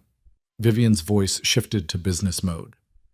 I've been watching the numbers. You're exceeding our projections significantly, which is wonderful, but it also means you're going to hit a capacity wall soon if we don't expand the physical space. I've been thinking about that, Ethan admitted. The building next door just went up for sale. It's currently a print shop, but the owner's retiring. If we could acquire it, we could expand to 8 bays, add a real customer lounge, maybe even a small retail section for parts and accessories. Send me the details, Vivian said immediately. Let's run the numbers. If it makes sense, TechCore might be willing to finance the acquisition as part of our existing partnership. Vivian, you've already done so much. This is business, Ethan. Good business. You're proving that companies can be profitable and humane at the same time. That's exactly what I'm trying to demonstrate with TechCore. If we can expand Brooks & Son into a model for what ethical small business looks like, that benefits both of us. They talked strategy for another 20 minutes. The print shop building would cost $400,000. Expensive, but potentially worth it given the revenue projections. They could do a phased expansion, taking over the space gradually while the print shop owner wound down operations over 6 months. It would double the garage's capacity while maintaining the neighborhood character that made it special. After they hung up, Ethan walked downstairs to where Marco and Jennifer were working on a line of cars that stretched through both bays. Marco was explaining something to a customer, his hands gesturing as he pointed out the actual problem versus what the customer had been told elsewhere. Jennifer was deep in a diagnostic interface, her fingers flying over the keyboard as she traced an electrical fault. This was what his father had envisioned. Not just a garage, but a place where honest work was valued, where employees were treated with dignity, where customers were partners in the process rather than marks to be exploited. Hey boss, Marco called out. That reporter's here, says she has someone who wants to meet you. Ethan looked up to find Andrea Flores walking into the garage bay, accompanied by a tall black woman in her 60s wearing an expensive but understated business suit. Ethan, this is Patricia Hamilton, Andrea said. She's the dean of the business school at State University. Patricia extended her hand. Mr. Brooks, I've been following your story since Andrea's article ran. I'm hoping you might be willing to speak to my students about building businesses with integrity. I'm not sure what I could teach business students, Ethan said, wiping his hands on a rag. I barely kept this place from going under. That's exactly why you should talk to them, Patricia countered. Most of what we teach is about maximizing profit and shareholder value. Important concepts, certainly, but we spend almost no time discussing how to build businesses that actually serve their communities, that treat employees and customers as human beings rather than resources to be exploited. She gestured around the garage. What you've built here in 6 weeks? The partnership with TechCore, the employee culture, the customer loyalty, this is a case study in sustainable business practices. My students need to see that success doesn't require sacrificing your values. I'll do it on one condition, Ethan said. Patricia raised an eyebrow. Another condition? Bring the students here, to the garage. Let them see what a real working business looks like, not just hear about it in a classroom. Let them meet Marco and Jennifer, hear how we make decisions, understand that the numbers on a spreadsheet represent actual people's lives. Patricia smiled broadly. Mr. Brooks, I think that's an excellent idea. When can we schedule it? They settled on a date 3 weeks out. Patricia would bring 20 students from her ethics and entrepreneurship seminar. They'd spend a morning at Brooks & Son, observing operations, interviewing employees, learning about the TechCore partnership and how it came to be. After they left, Marco approached with a knowing grin. Boss, you realize you just agreed to become a teacher? I agreed to show some college kids how a garage works, Ethan corrected. Same thing, Jennifer called from across the bay. You're teaching them something their professors can't, what it actually looks like to give a damn. That evening, Ethan picked up Maya from Mrs. Patterson's house as usual. His daughter was bubbling with excitement about a science project involving volcanoes and baking soda. They walked home through streets that were slowly becoming familiar in a new way, not just as the neighborhood Ethan had grown up in, but as a place where he was building something that mattered. Daddy? Maya asked as they climbed the stairs to their apartment. Mrs. Patterson said, You're famous now. Is that true? Not famous, sweetheart. Just people know about the garage, about what happened with the lady who was sick.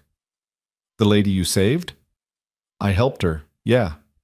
Maya was quiet for a moment, her small hand in his as they reached their door. Mrs. Patterson says you're a hero.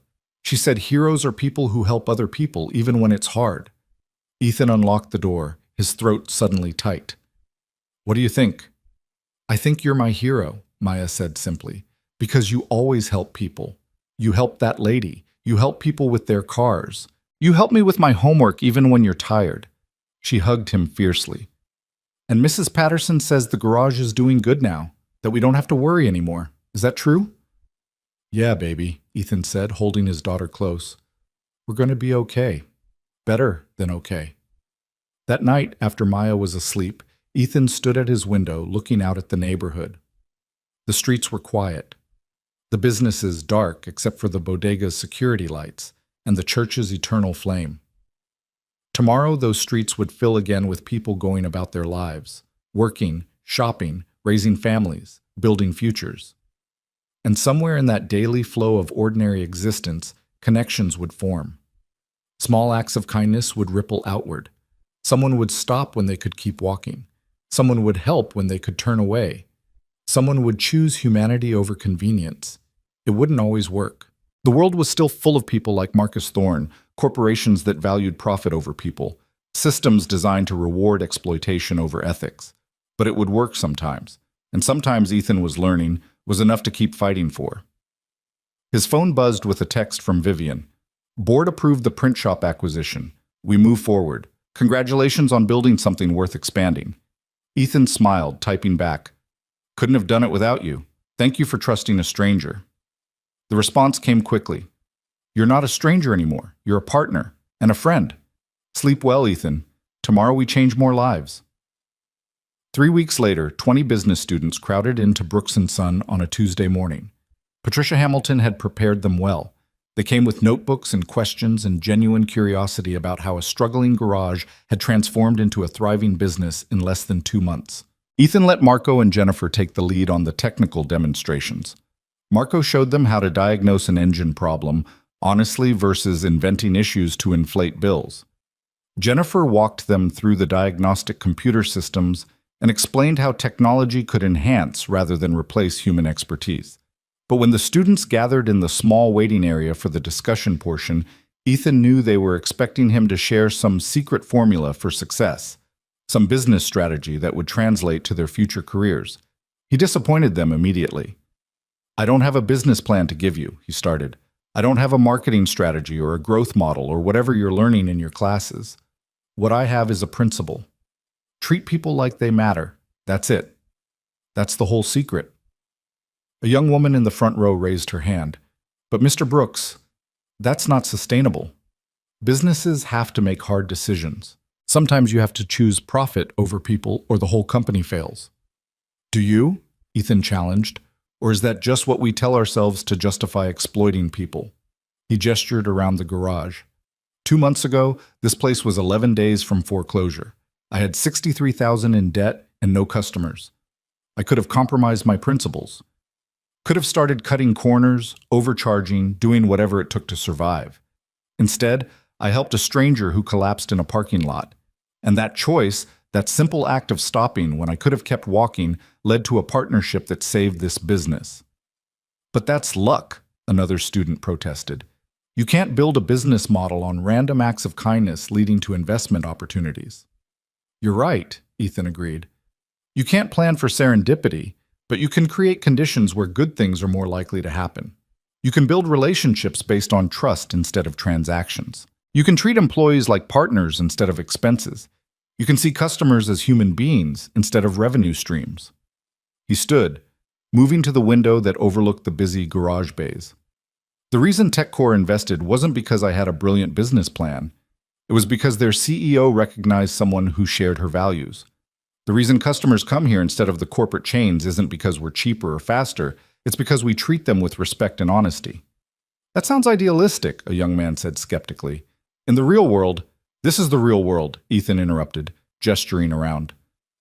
"This garage, these employees, these customers, this is as real as it gets. And yeah, maybe we'll fail anyway. Maybe treating people with dignity isn't enough to compete with corporations that have unlimited resources and economies of scale. But I'd rather fail trying to build something meaningful than succeed by exploiting people." Patricia spoke up from the back of the room. "Mr. Brooks, can you talk about the decision point? The moment in the hospital when Vivian offered the partnership. What made you say yes?" Ethan thought back to that conversation, to Vivian's offer and his own hesitation. "I said yes because my daughter told me that strength isn't about never being scared. It's about keeping going even when you are. I was terrified of accepting help, of admitting I couldn't save this place alone, but I was more terrified of failing because I was too proud to accept partnership when it was offered." He looked around the room at these young faces, these people about to enter a business world that would tell them 1,000 different things about success and failure, about what mattered and what didn't. "Here's what I want you to understand," Ethan said. "The choice between profit and people is usually a false choice. It's what people in power tell you to justify making decisions that benefit themselves at others' expense. But there's almost always a third option, a way to be successful and humane at the same time. It just requires caring enough to look for it." The students left 2 hours later, energized and thoughtful, and Ethan hoped, slightly less convinced that business had to be a zero-sum game between profit and principle. "That was powerful," Patricia said as she prepared to leave. "I teach these concepts all the time, but hearing them from someone actually living them makes all the difference." "I hope it helps," Ethan said. "It will. More than you know." Patricia shook his hand. "Thank you for reminding my students, and me, that business can be a force for good. We need more people like you in the world, Mr. Brooks." That night, Ethan and Maya had dinner with Vivian at a quiet restaurant halfway between the hospital and the garage. It was Vivian's first real outing since the surgery, and she looked both healthier and more tired than Ethan had seen her. "How are you really?" he asked after Maya had been distracted by the children's menu coloring page. "Recovering. Slowly. The doctors keep reminding me that I nearly died, so I should be patient with my body's healing process." Vivian smiled. "I'm not very good at patience. I've noticed." They talked business over dinner, the print shop expansion, hiring plans. the wave of positive publicity that was benefiting both Brooks & Son and TechCore. Maya charmed Vivian with stories about school and her observations about why grown-ups worried so much about money when there are way more important things like recess and puppies. Watching them interact, Ethan felt something shift in his understanding of family. It wasn't just biology or legal ties. It was people choosing to show up for each other, to invest in each other's lives, to celebrate victories and weather storms together. "Thank you," he said to Vivian as they were leaving, "for everything, for trusting me, for the partnership, for believing this could work."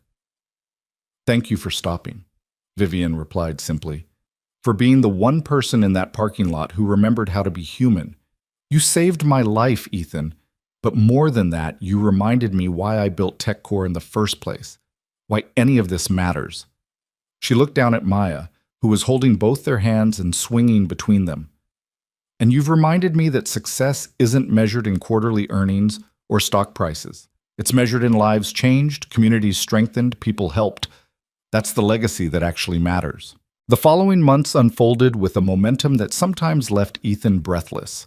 The print shop acquisition closed in early December, and by Christmas, Brooks & Son had begun the careful process of expanding into the adjacent space.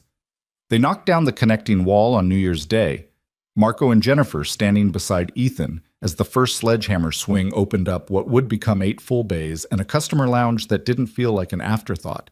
Maya had insisted on being there for the wall demolition, safety goggles perched on her small face, cheering as debris fell. "We're making Grandpa's garage bigger," she'd shouted, her voice echoing through the combined spaces. Ethan had felt his father's presence then, stronger than it had been in months, as if the old man was looking down and finally allowing himself to believe his legacy might survive after all.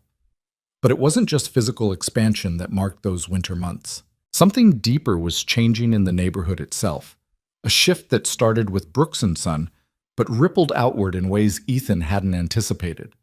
Rebecca Torres had taken her organizational talents beyond just coordinating TechCore employees.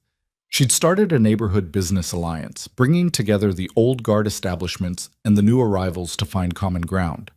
The bodega owner met with the coffee shop manager. The family restaurant partnered with the boutique fitness studio on a healthy eating initiative. Slowly, deliberately, the neighborhood was learning to grow without erasing its history. "You started this, you know," Rebecca told Ethan one February afternoon when she stopped by to get her car serviced. Her 4-year-old daughter was with her, playing in the new children's corner that Jennifer had insisted they add to the waiting lounge. "I just fixed a garage," Ethan protested. "You did more than that. You proved that growth and integrity aren't mutually exclusive, that businesses can expand without exploiting people. Every shop owner in this neighborhood is watching what you're building here, and they're realizing they don't have to choose between survival and their values." She gestured toward the window overlooking the street. "See that new bakery 2 blocks down? The owner came to one of our alliance meetings last month. She was planning to use industrial suppliers, keep costs low, maximize margins. But after hearing about Brooks & Son, she decided to source locally instead. Pay more for ingredients, but build relationships with neighborhood farms. She said if a garage could do it, so could she." Ethan followed her gaze. The bakery's sign was hand-painted, traditional, beautiful. Through the window, he could see customers lined up, people choosing craft over convenience. "How's she doing?" he asked. "Thriving. Turns out people will pay a premium for quality when they trust the source." Rebecca smiled. "Funny how that works." The grand reopening was scheduled for the first Saturday in March. They'd spent 6 weeks on renovations, transforming the combined space into something that honored the past while embracing the future. The original Brooks & Son sign remained, carefully restored, but now anchored a building that gleamed with fresh paint and modern efficiency. 8 full bays, each equipped with state-of-the-art diagnostic equipment. A customer lounge with comfortable seating, good coffee, and a play area for children. A small retail section offering essential parts and accessories at fair prices. And perhaps most importantly, an expanded team. Marco and Jennifer had been joined by 2 more mechanics and a full-time service advisor named David Chen, who managed scheduling and customer relations with the kind of genuine care that couldn't be taught. Ethan had insisted on one addition that made James Mitchell shake his head in bemusement. A community board near the entrance where local organizations could post notices. Food bank needs, neighborhood events, services available, help wanted, and help offered. It's not exactly profit-maximizing use of prime wall space, James had observed. It's community-building use of wall space, Ethan had countered. That's worth more. The morning of the grand reopening, Ethan arrived at 5 a.m. to find he wasn't the first one there. Vivian's car was already in the lot, and she was standing on the sidewalk looking up at the building with an expression he couldn't quite read. "You're supposed to be taking it easy," Ethan said, approaching with 2 cups of coffee from the bodega. The owner had started opening at 4:30 just to serve the early-rising garage crew. "I'm taking it easy. I'm standing still, observing, not actually doing anything strenuous." Vivian accepted the coffee gratefully. "Besides, I wouldn't miss this. Do you know what today represents? A garage reopening? A proof of concept." Vivian turned to face him. 6 months ago, I was lying in a parking lot convinced I'd failed everyone who'd trusted me. Convinced that caring about people was a luxury the business world couldn't afford. And then a mechanic stopped to help me, and everything changed. She gestured toward the building. "This garage proves that sustainable growth is possible, that you can expand without exploitation, profit without sacrificing principles, succeed without stepping on people." TechCore's board has been watching what we built here. 3 of them have already approached me about replicating this model, finding other struggling small businesses and offering partnership instead of acquisition. "That's incredible," Ethan said. "It's necessary," Vivian corrected. For too long, the narrative has been that businesses have to choose between profit and people. Your garage, our garage, proves that's a false choice. And if we can spread that model, business by business, neighborhood by neighborhood, maybe we can start changing the larger system.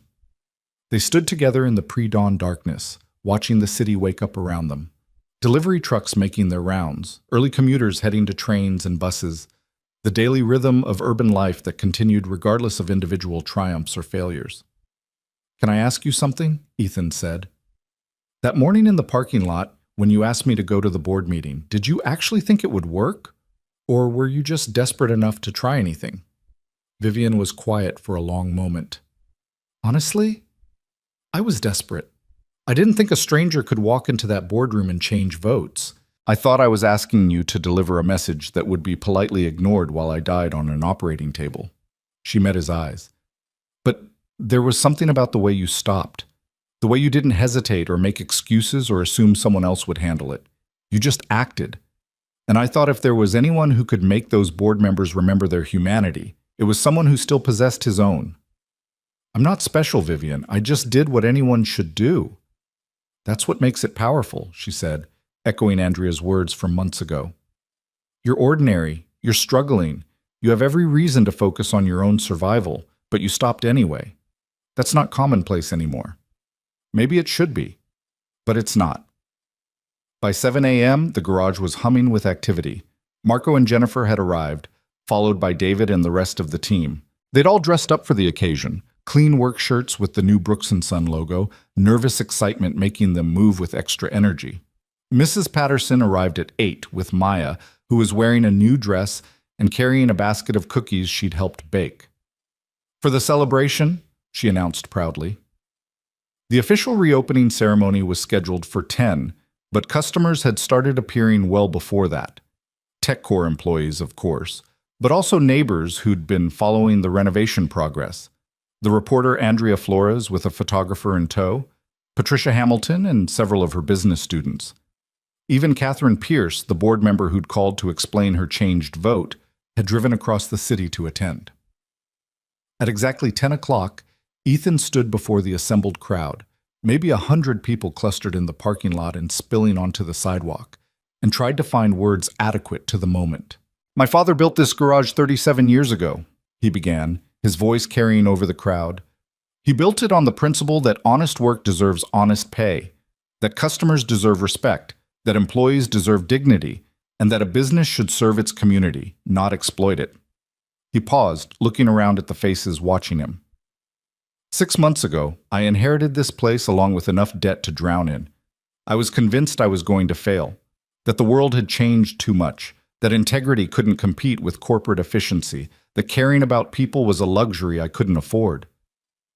Maya was standing in the front row, holding Mrs. Patterson's hand, her face shining with pride. And then something happened that changed everything. I stopped to help a stranger. Just a simple act. Anyone could have done it, should have done it, but I was the one who did. And that choice started a chain reaction that led to partnership, investment, growth, and ultimately to all of you standing here today. Ethan gestured toward the building behind him. This garage represents something important. It's proof that businesses can grow without losing their soul, that success doesn't require exploitation, that profit and principle can coexist. But more than that, it represents the power of community, people choosing to support each other, to invest in each other's success, to build something together that's stronger than anything we could build alone. He found Vivian in the crowd. None of this would exist without partnership, without someone believing in possibility when everything looked impossible, without people like Rebecca Torres organizing support, like Catherine Pierce changing her vote, like Marco and Jennifer and David taking a chance on a garage that was barely surviving. Ethan knelt down so he was at Maya's eye level. And without a 6-year-old girl who told her daddy that being strong means keeping going, even when you're scared. That lesson saved this garage as much as any investment. He stood again, addressing the crowd. Today, we're not just reopening a garage. We're making a statement about the kind of community we want to be. One where people stop for each other, where businesses serve rather than exploit, where success is measured not just in profit, but in lives improved, families supported, dignity preserved. Marco stepped forward with a large pair of scissors and a ceremonial ribbon that Jennifer had strung across the main entrance. But before Ethan could take them, Vivian moved to join him. "May I?" she asked quietly. "It should be both of us," Ethan said. "Partnership, remember?" They cut the ribbon together, the crowd erupting in applause. And then the garage was open, people flowing through to admire the new bays, the customer lounge, the equipment that gleamed under professional lighting. Marco and Jennifer gave tours explaining the technology with obvious pride. David managed the crowd with practiced ease, answering questions about services and scheduling.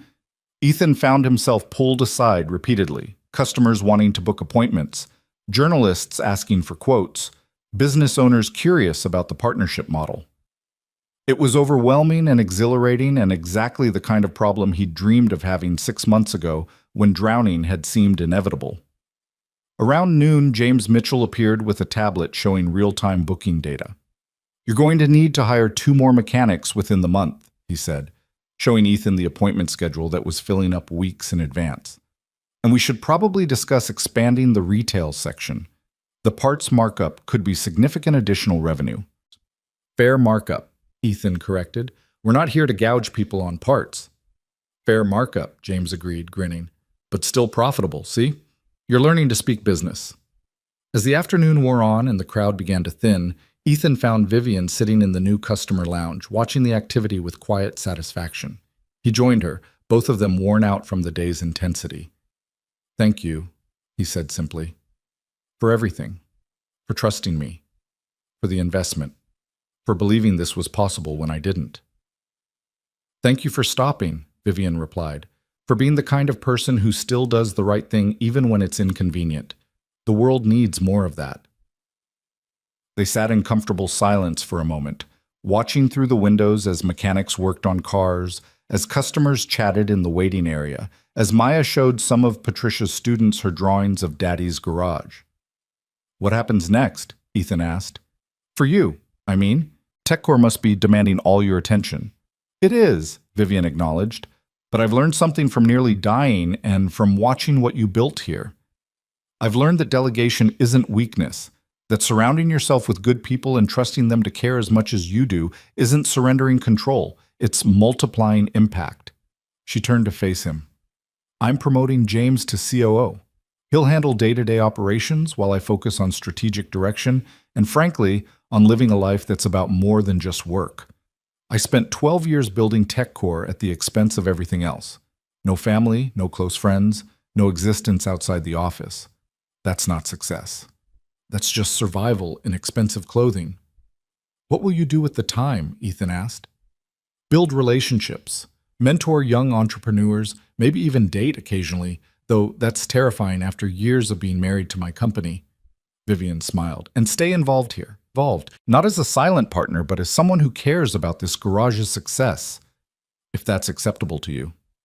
More than acceptable, Ethan said. I'd like that.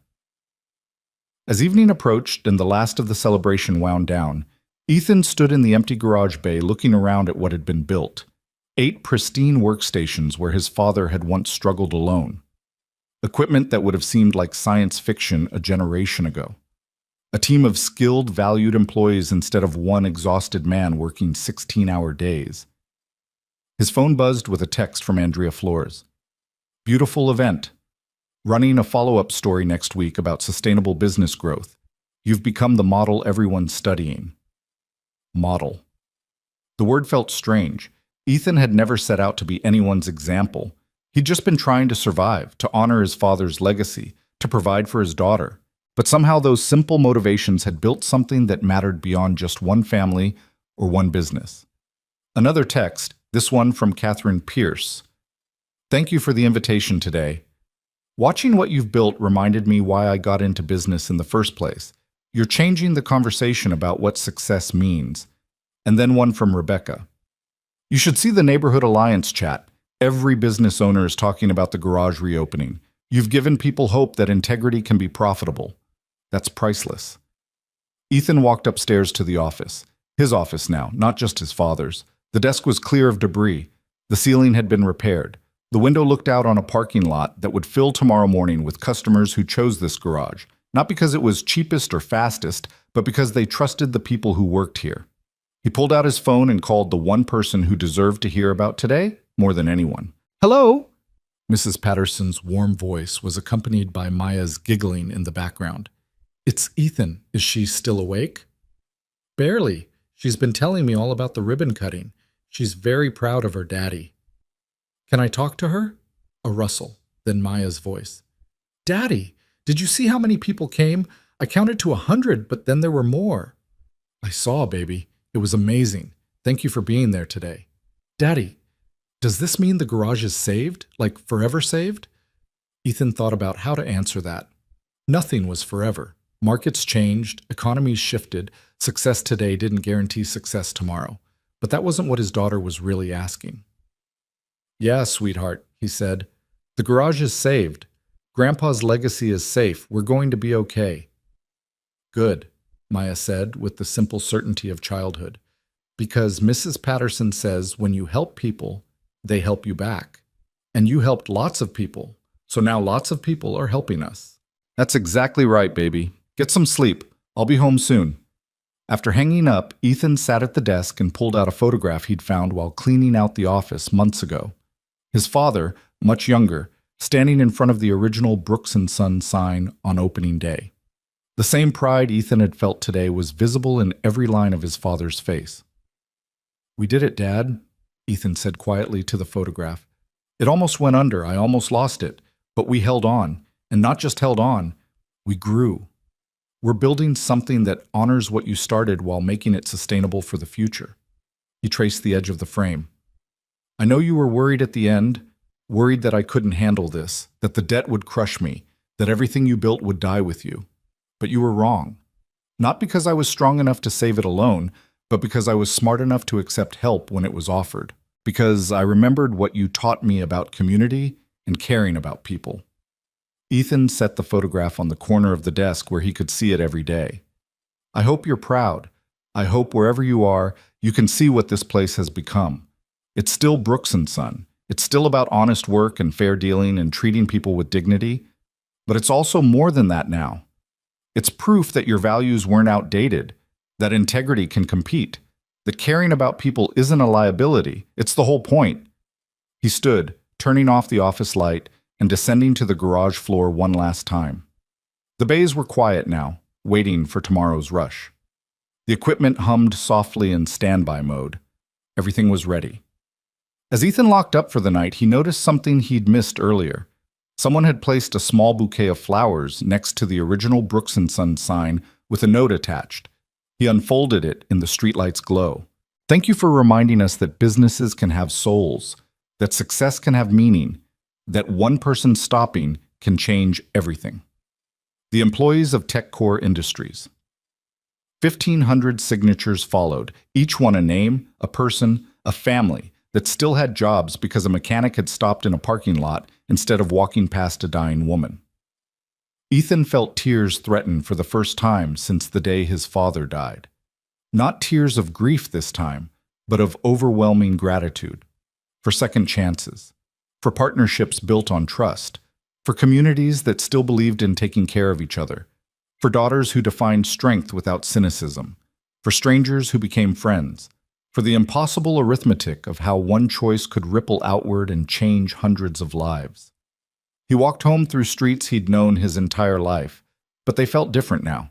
Not because the neighborhood had stopped changing, gentrification would continue, businesses would still open and close, the city would keep evolving, but because within that change, there were now anchors.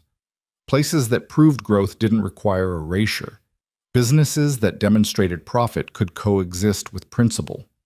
People who remembered that communities were built one choice at a time, one person stopping when they could keep walking. The apartment was quiet when he arrived. Mrs. Patterson had left a note saying Maya was asleep and there was dinner in the fridge. Ethan checked on his daughter. She was curled up with her stuffed animals, the picture she'd drawn of the garage clutched in one small hand, and felt his heart expand with love and hope and the fierce determination to keep building something worthy of her trust. He stood at the window, looking down at the neighborhood lights, at the garage visible in the distance. Tomorrow would bring new challenges, more customers than they could handle, growing pains as the team expanded, the constant balancing act of profitability and principle. The business school students would return with harder questions. Other entrepreneurs would want to replicate the model, and not all would understand that the foundation wasn't a clever strategy. It was simply giving a damn about people. But tonight, Ethan allowed himself to feel something he hadn't felt in years. Not just hope, though that was there. Not just relief, though that was present too. Peace. The peace of knowing he'd honored his father's legacy while transforming it for the future. The peace of building something meaningful that would outlast him. The peace of surrounding himself with genuine partners instead of struggling alone. The peace of teaching his daughter through actions, not just words, that integrity and success weren't mutually exclusive. 6 months ago, he'd been drowning. 11 days from foreclosure, $63,000 in debt, convinced he was about to fail the one person who still believed in him. Today, Brooks & Son Auto Repair employed 6 people, served hundreds of customers, partnered with a company that valued people over profit, and stood as proof that business could be a force for good in the world. All because one morning in October, a mechanic had heard someone cry for help and made the simple, radical choice to stop. Ethan pulled out his phone one last time and sent a message to Vivian. Thank you for asking a stranger to help, for trusting someone you had no reason to trust, for teaching me that accepting partnership isn't weakness, it's wisdom. Today was perfect. Her response came quickly. Today was just the beginning. Tomorrow we keep building. Together, together. That was the word that mattered most, not profit or growth or success by any traditional metric. Together. Partnership. Community. People choosing to invest in each other's survival and flourishing. Ethan set his phone down and stood at the window a moment longer, watching the city breathe in the darkness. Somewhere out there, 1,500 families were sleeping soundly because a mechanic and a CEO had partnered to preserve jobs. Students were reconsidering what business school had taught them about the necessity of choosing profit over people. Neighbors were supporting each other's businesses because they'd seen proof that community still mattered. And in a small apartment above a convenience store, a 6-year-old girl slept peacefully, trusting that her daddy had figured it out, had saved the garage, had kept them safe. Tomorrow, Ethan would open the garage at 7 a.m. Marco and Jennifer and David and the new hires would arrive ready to work. Customers would fill the bays. The business of honest repair and fair dealing would continue. Slowly, steadily, they would keep building something that proved integrity could be profitable, that caring about people wasn't a luxury but a foundation, that success measured in lives improved mattered more than success measured in quarterly earnings. But tonight, Ethan Brooks stood at his window and allowed himself to feel the full weight of what had been accomplished. a legacy preserved, a future secured, a community strengthened, a daughter provided for, a partnership forged from crisis and trust. And somewhere in the distance, he could almost hear his father's voice, rough with oil and warm with pride, saying the words Ethan had longed to hear. "Well done, son. Well done." The garage lights glowed in the darkness like a promise. Tomorrow would bring new challenges, but tonight there was peace. The kind of peace that comes from knowing you stopped when you could have kept walking, that you chose humanity over convenience, that you built something meaningful from the ruins of despair, that sometimes, impossibly, doing the right thing leads exactly where it should, home.